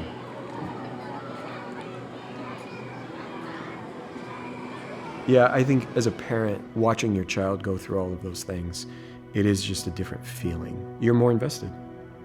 You care more. Just the emphasis on letting kids be kids. Playing pickleball in the middle of the street last night with friends, you know? Just that emphasis on not being caught up in the new and the now, but instead holding to those more timeless truths of community, of deep friendship, of learning, of asking and then having to answer hard questions. Our 13-year-old is what a 13-year-old should be like. She's becoming an adult and able to have conversations with adults, but yet at any moment you can look outside and she's playing some game of tag with her sisters. She's not having to grow up too fast. We experience that like every day coming here. Like a lot of grace, a lot of kindness, even from Liz. She's in the line saying hi to the kids. For them it's very important to have friends, you know. You can see the difference when the kids played with people from Trinity. The kindness, you can see it not only in the school, outside of the school. Each group sees the next, so the student that's doing it afraid, the littles see it too, and they see, oh, they're trying it, they're doing it, I can do that too. One of the coolest parts about Trinity is that there's a buddy system. All little kids are in the same building as the juniors and the seniors, the big, tall, towering kids. I remember being a small kid looking up and saying, how will I ever be this big? These little kids look up to these young adults and say, I want to be you one day. Seeing them through the hallways, giving them high fives, giving them knuckles, saying, how did you do today? Do well, be the best person you can be, is so encouraging. And seeing the smiles on these little kids' faces. Getting to see these kindergartners and then getting to see like juniors and seniors all together, doing things together, is what really makes Trinity such a special place. Do you ever wonder what the colored walls mean around? Isn't that like their teams or something? That is the teams. Yeah, there's 4 teams. Are you excited to do that? Yeah. That's our main form of student leadership, is through the house system. So there's Patrick, Cincinnatus, Boethius, and Dante. And each house is named after the house patron. And so through all of these different competitions, you're able to be together with your house and build team spirit and camaraderie. It's not just class here at Trinity, and that's what I think really makes us closer, is because of all of the time that we're spending doing other things. And friendships also grow a lot through the house system. Even from the very beginning, we did a senior sunrise before the first day of school, and then continued doing intentional things together throughout the entire year until the night before we graduated. We all got together and did a senior sunset, like one last thing with all of us together. Another thing for our class was Italy, because we all go to Italy together. All 30 of us are all spending a week in another country, which made us all grow really close there as well. I think these different intentional outside of class things that Trinity does is what really forms the lasting community.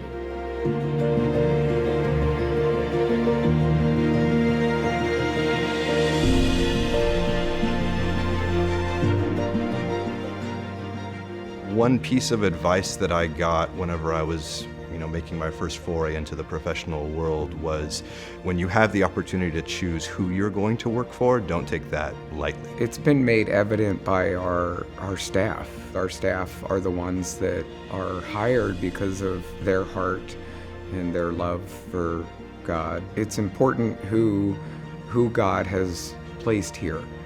It's just important to me, and I just pray that it's important to everybody, that they're here for a reason. Families are making sacrifices. That's when we're firing on all cylinders. The community for us at Trinity, I think, starts with Liz Caddo. Her energy and ambition and how she remembers everybody's names and is able to conjure up conversation about something that pertains to your life is, from a top-down standpoint, really valuable. It's easy when you have a head of school and a faculty and an administration that are of the ilk that Trinity has. Being a board member is not as difficult when you have those sort of people involved in the organization. It's beautiful. Like, we have so many teachers from Trinity that we even moved to Florida, come back, and we never lost contact. We always been in contact. Jesus is put together a team. He always put a team to his ministry. Getting a team together and to people together for the Lord. It's amazing, actually, that the people who have jumped into this. I'm definitely constantly blessed by our administrators holding the line, even in just basic levels of logistics and infrastructure, making sure that we're able to offer a personal education to our students. The blessing of having colleagues who are Christians, who are seeking to offer a meaningful Christian education to the same students that I'm working with. I know that I'm just one part of their day, and 1/6, 1/7 of their homework load or of the stress that they have to undertake. Trinity cultivates close-knit friendships through its smaller size, and so I think the nature of smaller class sizes is what really helps us become close. So my graduating class had 30 people in it, and we all know almost everything about each other. They define the phrase speaking life in a very unique way because they don't just tell you what you want to hear, they tell you ways that they want to see you grow and ways that they know you can grow. So that was always very special. It felt very much like a family, and I know a lot of people say that about here, but it's really, really true.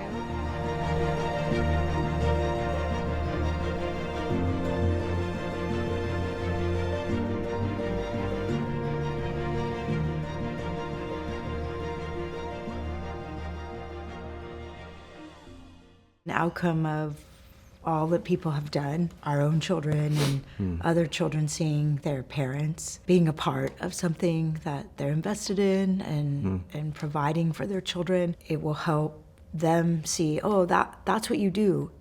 That's what you do with your life. You answer what God might be calling you to. You serve, you are in community, and you serve God in the church or in your work, whatever it is, but you are called to do that. The kids who come here, past and present and future, will know that that's part of what you do. That's gonna no impact only when our kids are here.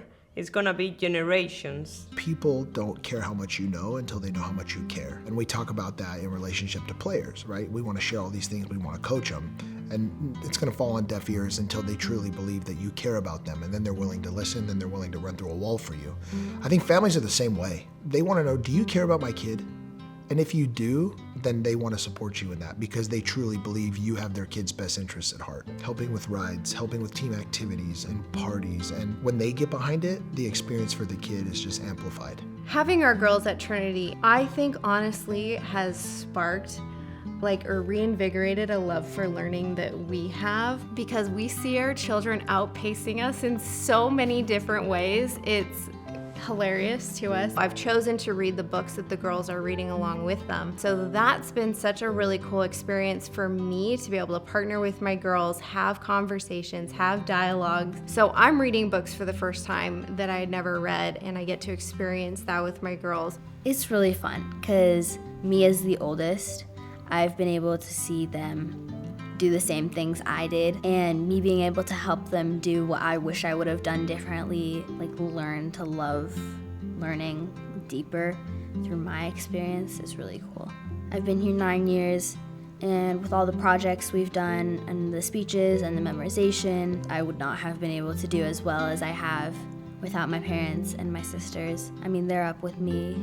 Like in the late nights, I'm still working, keeping up with me and my schedule. I remember going out to the courtyard and seeing my brother here, and he was a huge example. He still is a huge example to me. Seeing him through the halls, it really motivated me. I loved that my brother got to go to school here with me the whole time. My cousins were here. I got to see them grow up right alongside me, even when I was graduating, that even if they were still in junior high or elementary school, that we were all still together, and to see them in the halls and to say hi to them was so much fun. The beauty of having all 3 of our kids in one location, that they get to see each other every day in the hallway, and we hear rumors that they hug each other when they see each other, so that's like a blessing Yet to be us. confirmed. It's such a whole family experience, and it really a blessing in that sense.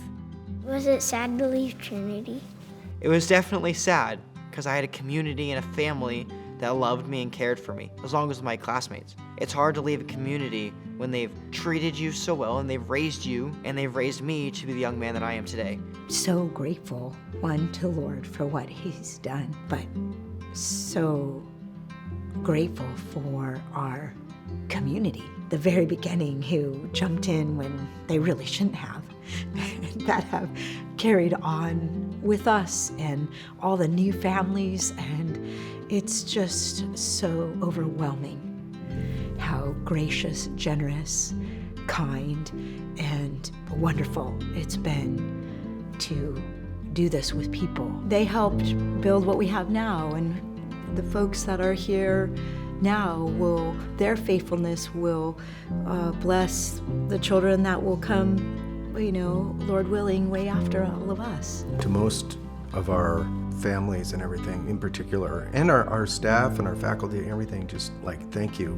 Thanks for investing in this, and thanks for your faith that God could use us using Trinity to build his kingdom. I'm just grateful to have so many friends. I never really thought that Trinity would be a impact for us, and it's just been so many friends that we've just been so blessed over the years who people, and so many, and that's really been a blessing.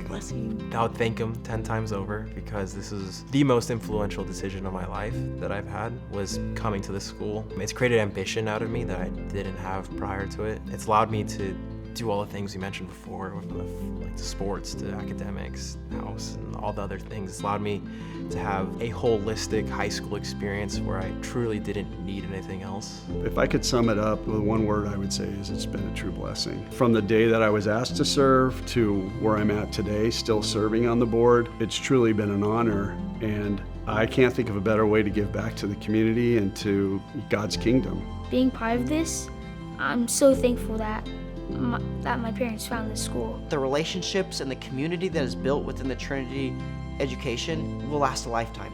The community of the involvement with her peers, with the other teachers, with the administration, and then ultimately they became our friends.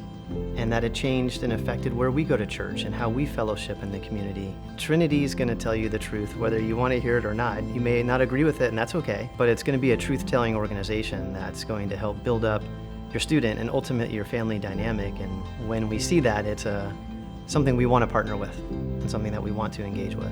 In the 12 years that we've been here, we have never felt more community than anywhere. We had travelable families that our kids grew up with, we grew up with, but nothing has ever felt more community than Trinity. And quite honestly, I would say that that's probably what I love the most about Trinity. When your kid needs a ride because you can't make it on time, there's nobody you can't call. The community goes beyond just the faculty and the staff and Mr. and Mrs. Caddo. It goes into the lives of each and every family, and so you build relationships that you never dreamt that you would have. Yes, this education and this environment and this culture and this community is worth our investment, and then we get to sit back as mom and dad, and really just enjoy watching our kids grow and learn and be challenged and overcome challenges. There's one reason to come to Trinity, there's other reason to stay. I believe in what we're doing, I believe in what's being taught in our classrooms. That's one of the reasons of why I choose Trinity, is because, is everybody perfect? No. Everyone is on the same page, serving the same Savior. Hopefully parents have the opportunities to do the things they want to do here, to be able to do it with their friends that are here. We can offer what families are looking for. Where your treasure is, there your heart will be also. What your measure is, it'll measure you also. What you really want will be given to you someday.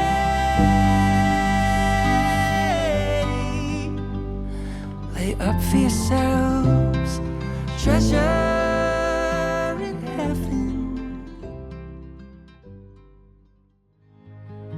We read the book The Runaway Bunny, and in this story, it's a little baby bunny telling its mom that it's gonna run away and it's gonna leave, and the mom says, well, if you run away, then I'm gonna be this so that you can still find me. Something like that. We're pointing it back to God's love and how even if we wander and we leave and we try to run away from him, that he's still gonna chase after us and he's still gonna love us and pursue us. So that's just a small example of how tying in a story really leads back to God in everything we do. Even if one day you decide you will find somewhere else to hide, I will walk your way and call your name and wait for your reply. Even if you make up in your mind you don't wanna be by my side, I will leave behind 99. Oh, that you be mine. I'm gonna leave behind 99. Oh, that you be mine.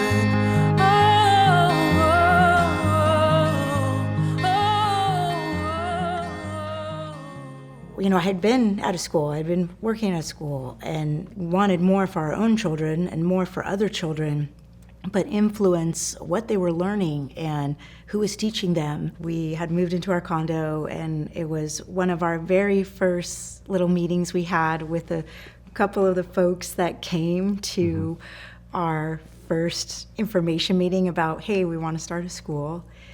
And we had started to do some research related to other Christian classical schools that were across the country. We were sort of in that second wave that had gotten started. In that little notebook that we had purchased on how to start a school from the ACCS, it said, figure out what your mission statement is, and everything needs to derive from that.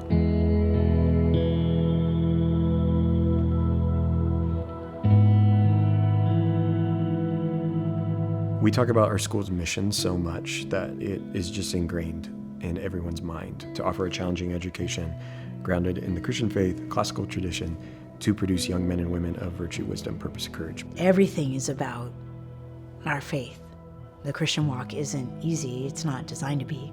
The aspect of our mission that speaks to grounded in the Christian faith is paramount throughout each aspect of our school. And our prayer is that our students are catching what that means, living in a Christian worldview and living by faith through those that around them that are guiding and leading them in that way. In Romans 6, I'm reminded where Paul's writing and he says, shall we continue in sin so that grace may abound? By no means. How can we who died to sin still live in it? And so that's that kind of that picture of virtue. Wisdom, knowing that, as the Psalms are very clear, that the fear of the Lord is the beginning of wisdom. Purpose is knowing that God has a plan and a purpose for all of us in our lives. And sometimes we wish we knew what that was, but it's again grounded in the idea that God does have a plan and purpose. And then courage, because in this world we'll have tribulation. But Christ says, take heart, I have overcome the world. Each one of those pillars are rooted and grounded in an understanding of God's word and the ideals that he is calling us to. And so now our students get to explore that in a variety of ways. Hopefully, at least that gives them a good head start for the rest of their life.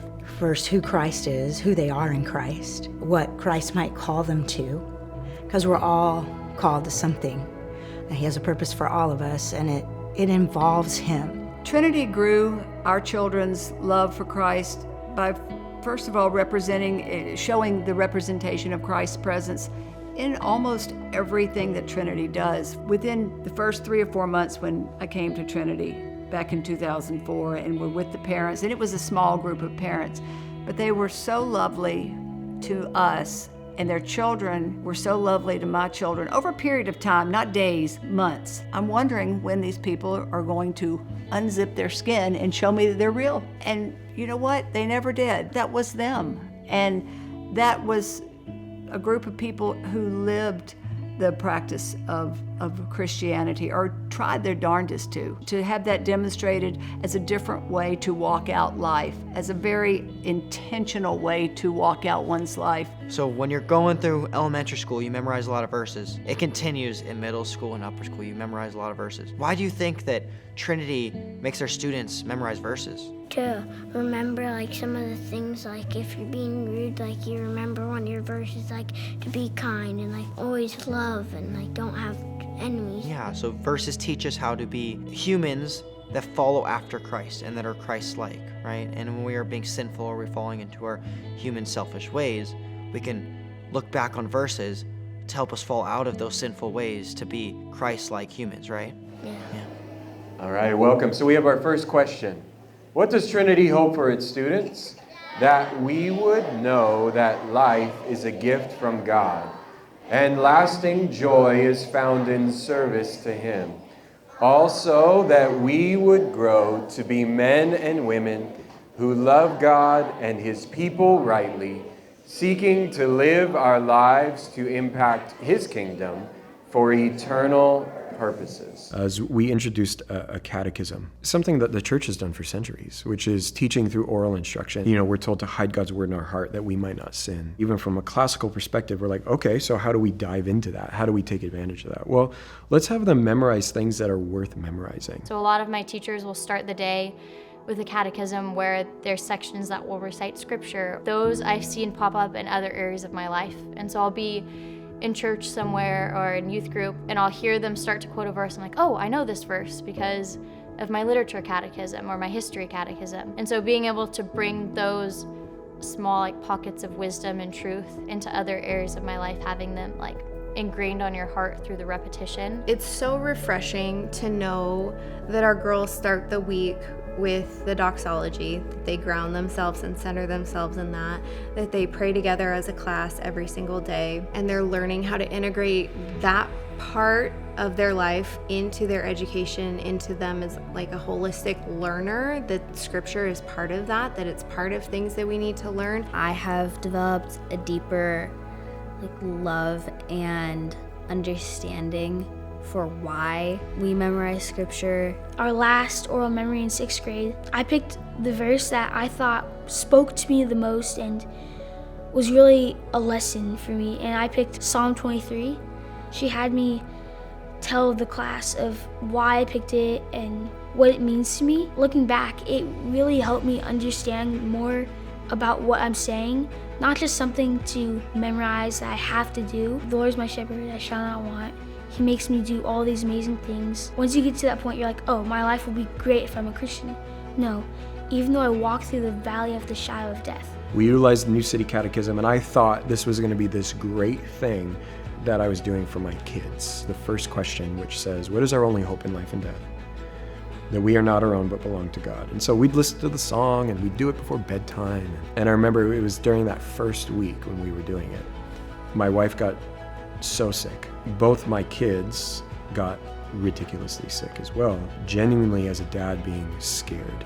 And it was right 3:30, 4 o'clock in the morning. I finally sat down on the couch after trying to help everyone. And what was the first thing that came to my mind? What is your only hope in life and death? That you are not your own, but you belong to God. And it was in that moment that even I knew this isn't just something I'm doing for my kids. The hope is that whether it's a poem, a Bible verse, or a catechism question, this type of education means nothing if it doesn't shape and grab their hearts as well. Do you pray every day? Yes, You do pray every day? I do it before I go to sleep. When you think about God, what kind of attributes do you think God has? What do you think God is like? Like really holy and powerful. I think that my faith grew at Trinity through integrating God into everything I do. So even math class, we'll talk about how a sine wave is always the same every time. You can see that there's a creator who created an order and a purpose in the universe. Your faith is not just something that you practice on Sunday mornings, but that it's in every single thing that you do, and it'll be part of your career, and it's part of your family and every relationship that you have, and just seeing faith seep into all these other areas. Instead of being a student, like what motivates you to be a student? Because I think that's one of the hardest things with college, is it's the first time when it's all motivation based on yourself. And Trinity preps you for that by asking you those deeper questions of the meaning of life, of what motivates you. The purpose is definitely brought up in those classrooms so that when the time you do leave Trinity, you are living a purposeful life. We were reading The Hiding Place by Corrie ten Boom. Betsy, Corrie's sister, said that there are no ifs in God's kingdom. His plan is already written out for us. It has been and will be. So if it wasn't for Trinity teaching me the Bible and the foundations, teaching what Christ-centered life means, I would not be the person I am today, and I don't think half these students would. I felt it in the academics. I didn't even think I could feel it in sports, to be honest. I felt it in the arts. Yeah, that was where I really learned that academics is a beautiful way to connect with God. The ways that they emphasize Christ as a model to live, the biggest thing that I'm left with is a way to live like Christ. So I have scripture to go to, I have mentors here that I still talk with. That was a way that I think Trinity really helped me get closer with God. Like, I can't express enough. It was very overwhelming my senior year in a good way, where it just all hit me at once. For by grace you have been saved through faith. And this is not your own doing, it's a gift from God. Do you understand that you're a sinner? Do you know that you need a Savior? And do you understand that it is only through God and the gift that He has given us in His Son and the sacrifice that He paid on the cross is the only way that you can understand and have a right relationship with Him? Students, understanding and knowing that and devoting your life to something like that, I'm telling you right now, that is the greatest thing that you could do. Trinity pushes the boundaries on what you think is possible at different ages. Similarly, I started taking my son to a swim class. And every time he would be able to go do something, it's kind of nerve-wracking to have them get to the next step, where they have to go do something else by themselves, or where they have to go try something new, and you know that they're gonna go fail. What's exciting though is that at Trinity, they do that with the educational side. I feel like they're really pushing the bounds on what you can learn at what age. Having a community that you can grow up with helps train you and helps give you friendships and almost family that believes the same things that you hold dear. If you didn't have that, I think it'd be really challenging to go into the real world and keep your faith, because I think that's not what the way the world wants you to feel and to think. If I had to go out into the real world prior to graduating from here, I think it would have been much more challenging to defend my faith and keep my faith. As I went to college and I was able to become a resident assistant, and I kind of led a group of a floor of freshman kids, it was really impactful to be able to have a little bit more ammunition to defend my faith when people would ask me why I believe this or how do I believe this. Even though I don't have, exact proof of something happening, how can I have that faith? And so that was probably the most important part of my Trinity time. They care so much about your character and fostering your character, and dare I say, giving you the opportunity to forge your character where you're tested and tried. If you have the best SAT score, but you cheated to get that, if you are the best basketball player, but you're a jerk to the people you play with on the team, it's meaningless. And I think at the core of everything they do, that you are going to be a person of virtue. We're gonna find wisdom through this. We're going to have a purpose. You have a purpose. And wrestling with those big ideas and being held to a standard of having integrity, that changes the entire map of everything that they do here. And that's the standard that we're held to. Our world today is going to be increasingly more and more vying for your attention as a young high schooler and trying to draw you away from that and saying, hey, look over here. You know, all your friends are maybe doing this. Growing up at Trinity was a blessing because I had a tight circle of friends that I got to do life together with. I think you have a phenomenal opportunity here that you shouldn't squander if you can do it. My pursuit of becoming a man of Christ, a man like Christ, that's been kind of just ingrained in my head since I came in the 5th grade. And you see it, like, the words on the wall every day, and I think at some point you start to learn and live by those things. And even as I've now graduated from Trinity, I still want to be that, and I still want to pursue those things because that's the kind of man I want to be in my home in the future. And I think that stems from Trinity and the roots that they kind of provide when it comes to both the vision that they have and the message that they bring when it comes to understanding what we read and what we believe. If I were to reflect on what Trinity contributed for me spiritually, I think they taught me that Christianity is a deeply intellectual and rational discipline and pursuit. Our culture loves to tell us that it's irrational to believe in Jesus. I think I learned a lot about how believing in Jesus is a deeply intellectual conviction that very intelligent men and women for thousands of years have held dear, and that it has stood the test of rationality and scrutiny. It involved my whole life. It's not just a social club or something that I put on my shoulder as an arm patch. When you deeply know Jesus, it's who you are. It reminds me of a quote from C.S. Lewis. He said, "I believe in Christianity as I believe that the sun has risen, not because I see it, but because by it I see everything else." And that's carried over deeply into my marriage, into my personal career pursuits, and I think the softness towards him was very much cultivated by the way I was taught the Bible and taught to pray and to experience God here at Trinity. So I want you to imagine you and 2 of your friends. What kind of friend do you want to be to those friends? Oh, that's a hard question. That's a hard question.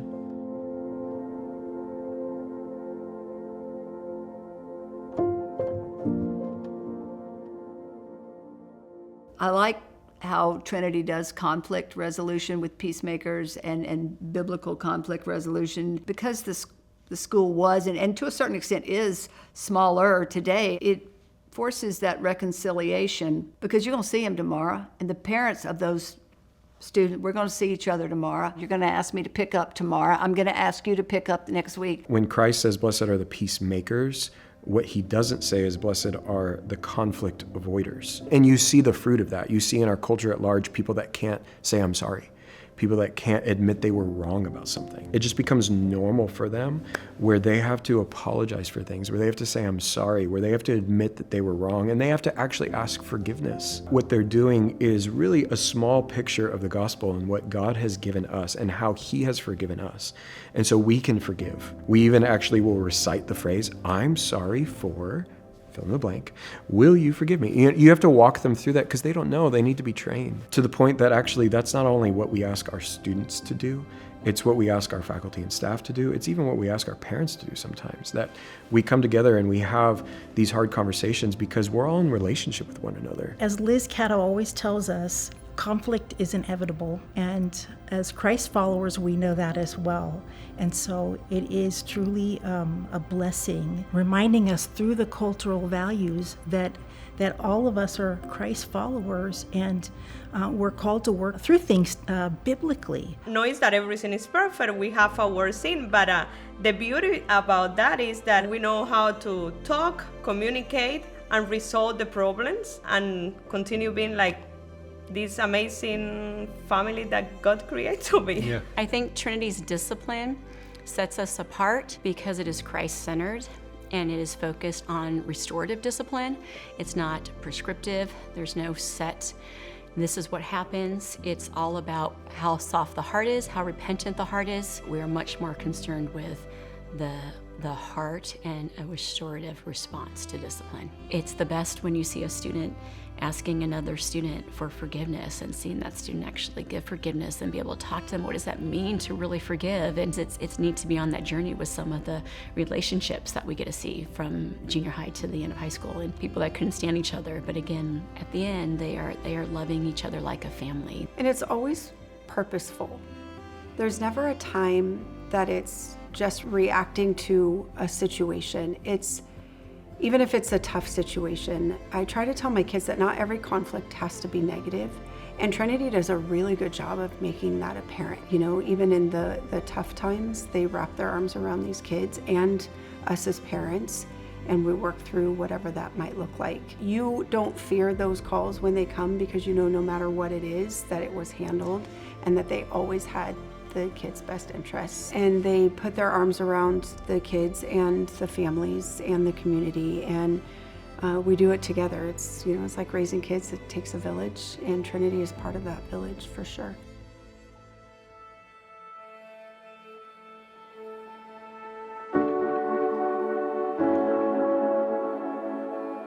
The number one difference between us and a public school is that we get to talk about Jesus. We're in a position to do it anytime we want. Like I said, I came here because I felt like he wanted to put me in a place to have impact, and this is where he wanted me. So that's what I'm trying to do. The conversations we have are rooted in that. The disciplinary actions that we have to take are rooted in that. The encouragements we give them are rooted in that. And that is such an opportunity for us because, like you said, those aren't conversations you get to have a lot. The Lord said, hey, here's a school full of kids that I want to get to know. Help them know me. And so that's a fun thing, but it's also a giant privilege. Like, how cool that the Lord is using us to have impact for him. Us. And all the stuff that we've got wrong with us and all the issues that we have, that he's using us regardless. Like, that's amazing. We're not just brains with a body. We're not just bodies with a brain. We're not just kind of artistic creators. We're all of those things. And so Trinity does a good job in terms of setting students up to kind of have that sort of worldview. Trinity is very much a Christ-focused institution and places that at the forefront. And I think that the benefits from it, even if students don't see it in the moment, are really obvious from an instructor point of view. And it's true of all of our Christian walk. It's very easy to get caught up in your day-to-day activities and forget. Reminding me, and I think reminding all of our faculty, that we're ultimately instruments, right? We're instruments that God uses for his purposes. First, I think from a biblical understanding, we recognize that these children are not ours. God has first and foremost given them to their parents. And even from a biblical understanding, when we see the passage, "Hear, O Israel, the Lord our God, the Lord is one. You shall love the Lord your God with all your heart." And really what we see is God's call, God's instruction, God's mandate to parents, where really it's just in the everyday. What it's telling parents is like, live a life devoted to me in front of your kids, and that's how you're going to shape them. We recognize first and foremost as a school, even in our posture and in our approach, that we are really coming alongside families and coming alongside parents to educate their child. They're going to graduate or be done here at some point, and they continue on, but their parents will remain. We want to equip and help come alongside and equip parents to be great parents, because they are going to influence their child throughout their whole life. I think a school that recognizes that, it just changes everything. What do you learn about God in the times like when you were an upper grader, when you were a student? I know that when I left here, the only way we could find true happiness is through God and his word that he has given us. Whatever I do, wherever I am, that I can rely on God and know that he gave us his word, and his word is truth, and it's the only way to true happiness. This whole journey of starting Trinity to now has continued to shape my relationship with Christ, a journey of trusting him more. No one was saying yes to us to even hold school. All the people that he's provided through relationship has been a part of shaping a relationship with Christ. Trusting him with this journey of walking through cancer while also, carrying on with the school, Wally's stroke, and the Lord's continued kindness and faithfulness through His promises through His people. I really admire their perseverance. I know this last season has been rough for them, but they've still done so much for the Trinity community and their community, and it's really cool to see them handling life in their ups and downs, but still staying so faithful to God. Watching her go through her health journey that she's been on and still be so present and be so involved in what's going on here, I think has made the rest of us feel like we can get through it and we can get through anything. If she believes in it so much and can do it so well, then we have to follow her and, back her up in everything she's doing. I think Liz has been a big part of that because she has been faithful, sometimes just faithful to show up. She did everything that it took to start this place. She has stayed. And we have enough people that have been here to say, yeah, I've seen that before, and it was okay then, the Lord was faithful then, and He's going to be faithful now.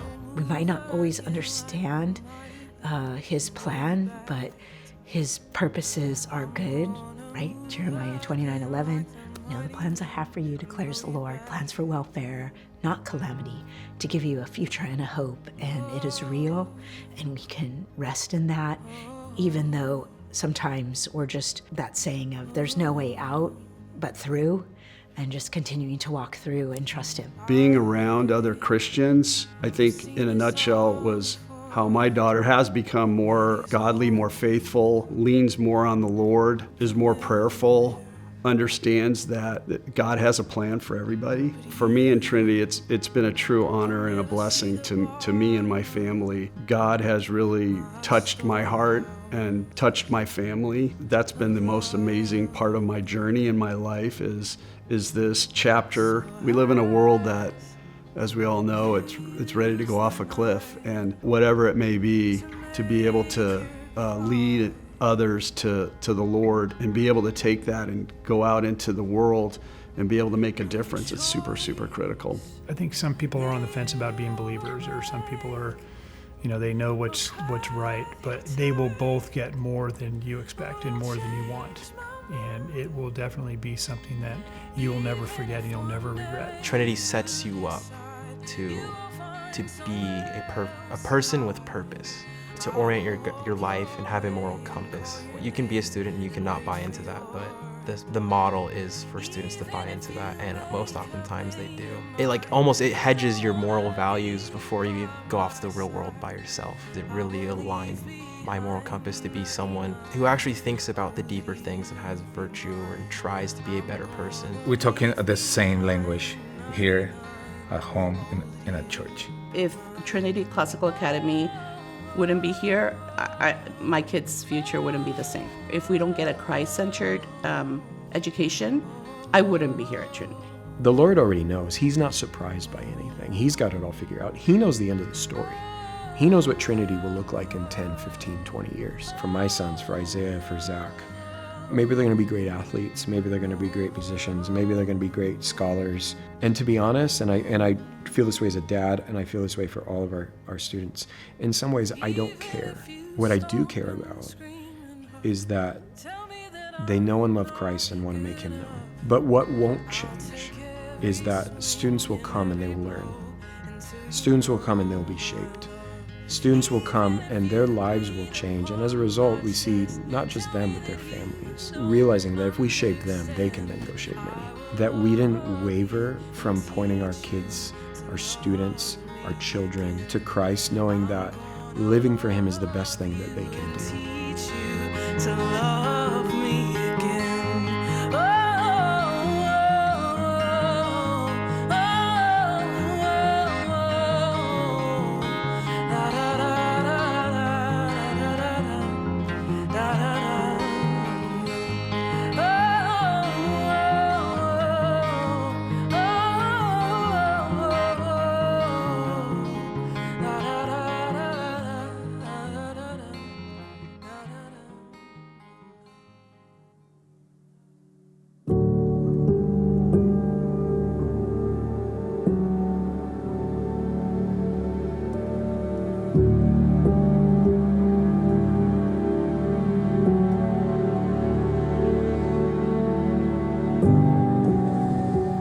in starting Trinity, I had no idea what Jesus was going to do. I just knew that he was calling me to be faithful and obedient to try to start this thing. Wally was extremely gracious to not think was crazy. From the minute I said that we would like to try to do this, he's like, let's go.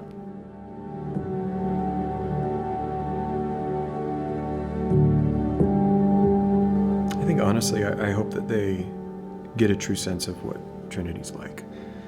That they understand, well, first and foremost, like this isn't a perfect place. It's not a place where everything's, all figured out. But at the same time, it's a place where you see people continually learn and grow. And that's not just the kids.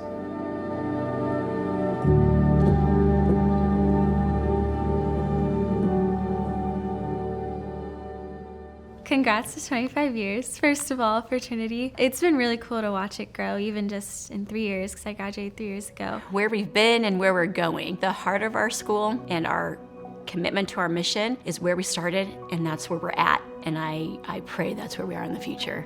I would never want to lose our vision and our mission, because that is who we are at the heart of what we're doing, and that has stayed consistent, and I would never want that to change. So that's where we started, that's where we are, that's where we're going. So it's exciting to think of new opportunities and new space, larger building, larger facilities.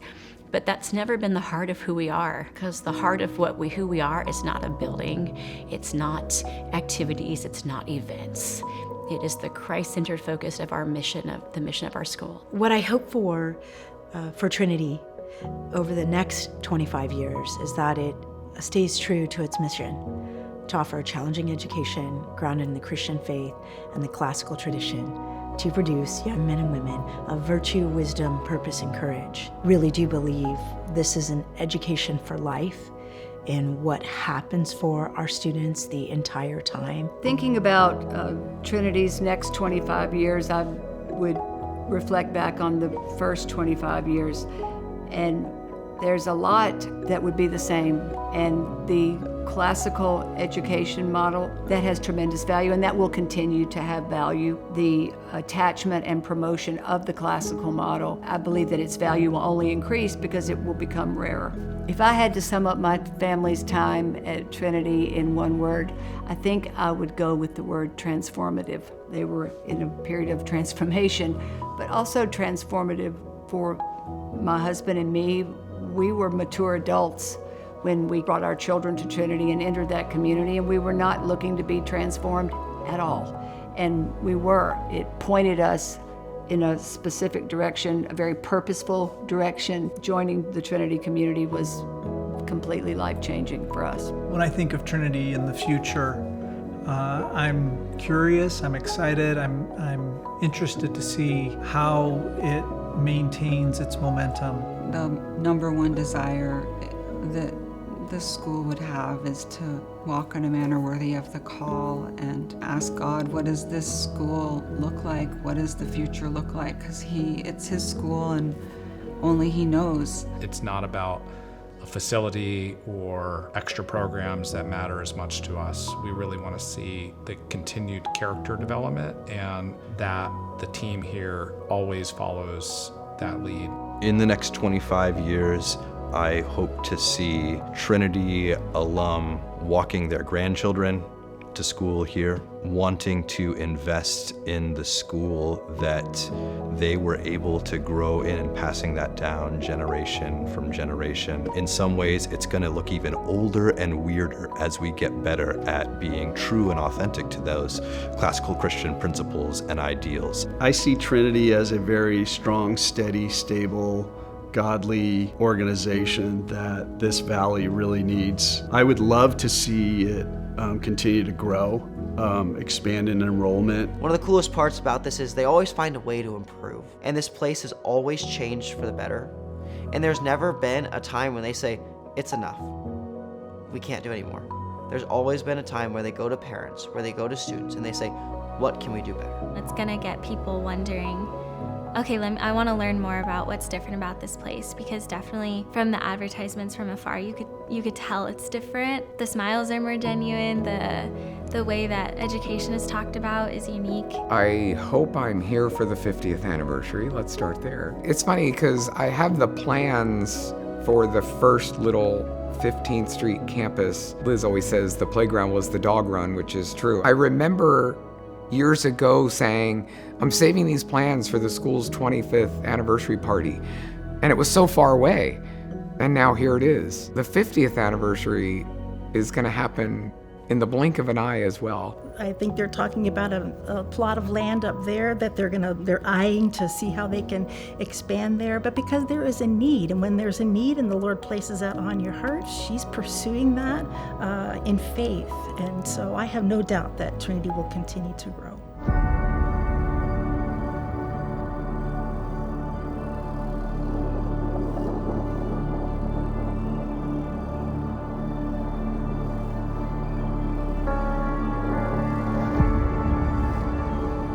It has been my great privilege to be involved in helping create the master plan for this campus.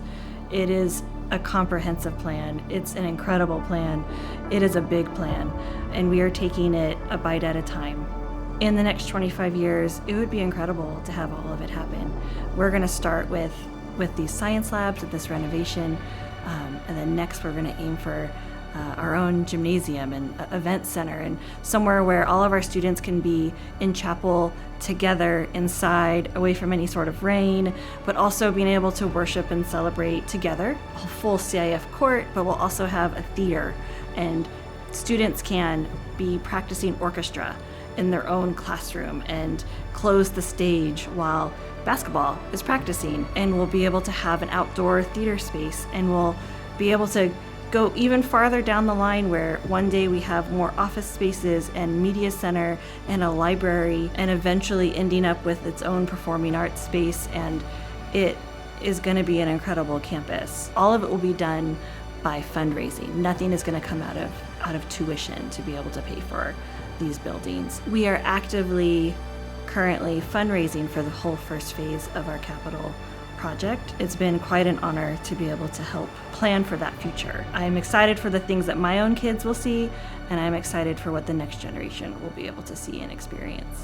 Why, as a community, I feel like we can have the confidence that this is the next step. Everything that's been accomplished thus far, everyone's generosity and faithfulness to get our school to this place, this is what is next for our students and for their learning and how they experience their learning. Today's generosity impacts our students in the future in so many ways, just like those who have gone before and impacted our community with so much generosity. This generation is benefiting greatly from those who gave before them. In so many ways, they don't even know what people choose to invest now. Not only blesses our current students, but those who are going to come. It's made such a difference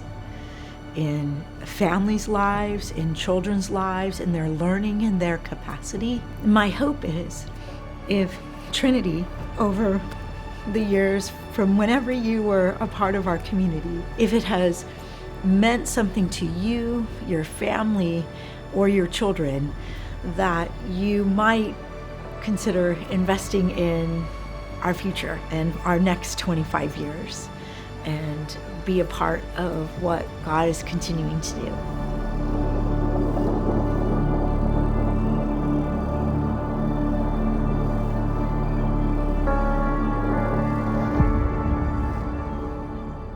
I would tell a prospective Trinity parent, this school is not just going to grow your child's mind, but it'll grow their heart as well and their soul. And that it's not just about the grades that you earn here or how many math problems that you can do, but it's about who you are as a person. We're able to go into a dark world and shine the light of Christ, but also be highly educated so that we can have adult conversations at a young age. I think the classical model is on fire right now. This is the answer that a lot of parents are looking for.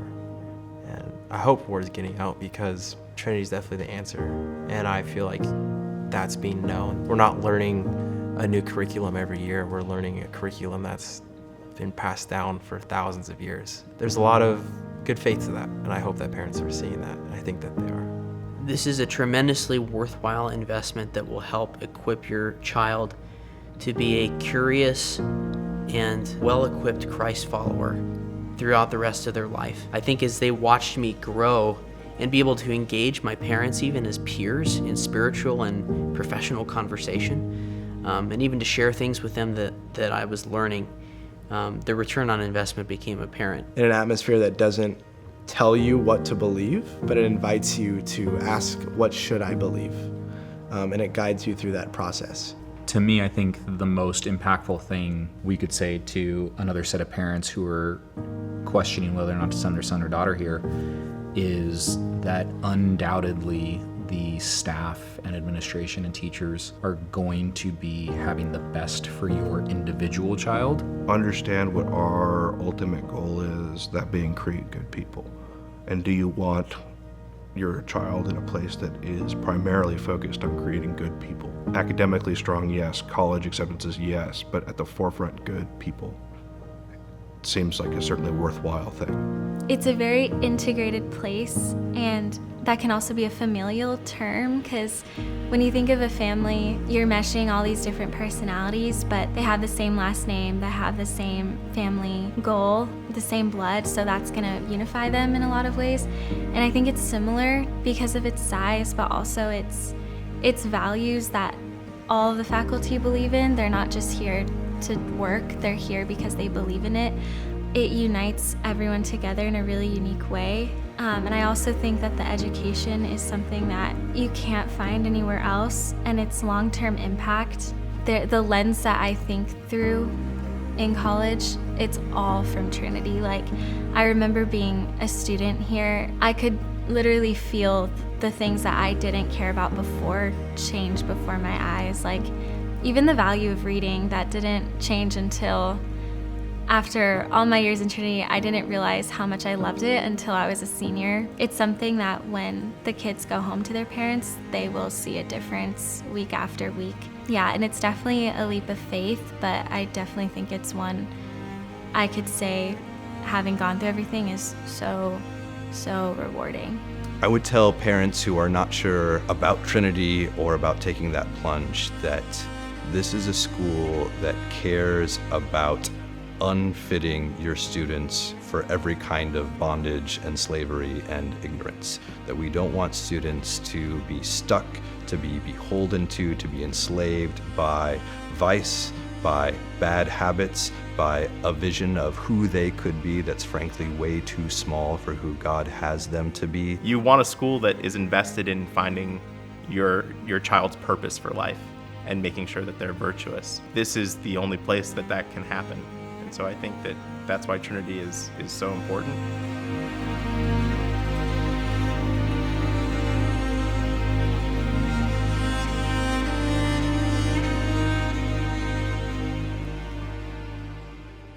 As we think about passing the baton, when the Lord calls us to do that through what He's allowed in the last couple of decades plus, is already has paved the way for those that will carry on hopefully what He desires in our mission and our culture and our school for the next generation. He was gracious to give us the idea and let us start it, but good Lord, there's so many people that have said yes and who made such a difference in children's lives, and hopefully that has grown great roots. Those that will come next will carry it on. We're confident. Yeah, pass the baton of Trinity to folks who will understand that this is the Lord's school. I hope that they see that Christ is at the center.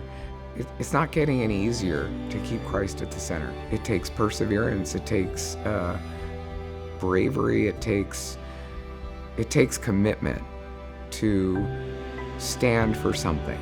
It's easy to stand for nothing.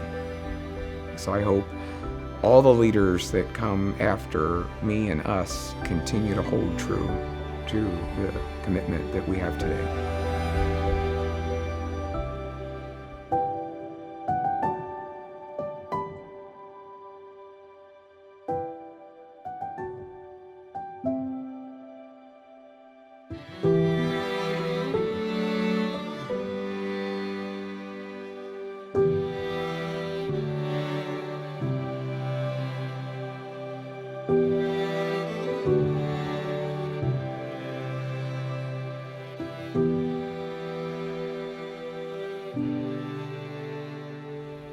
I'm good with that. All right, it's a wrap.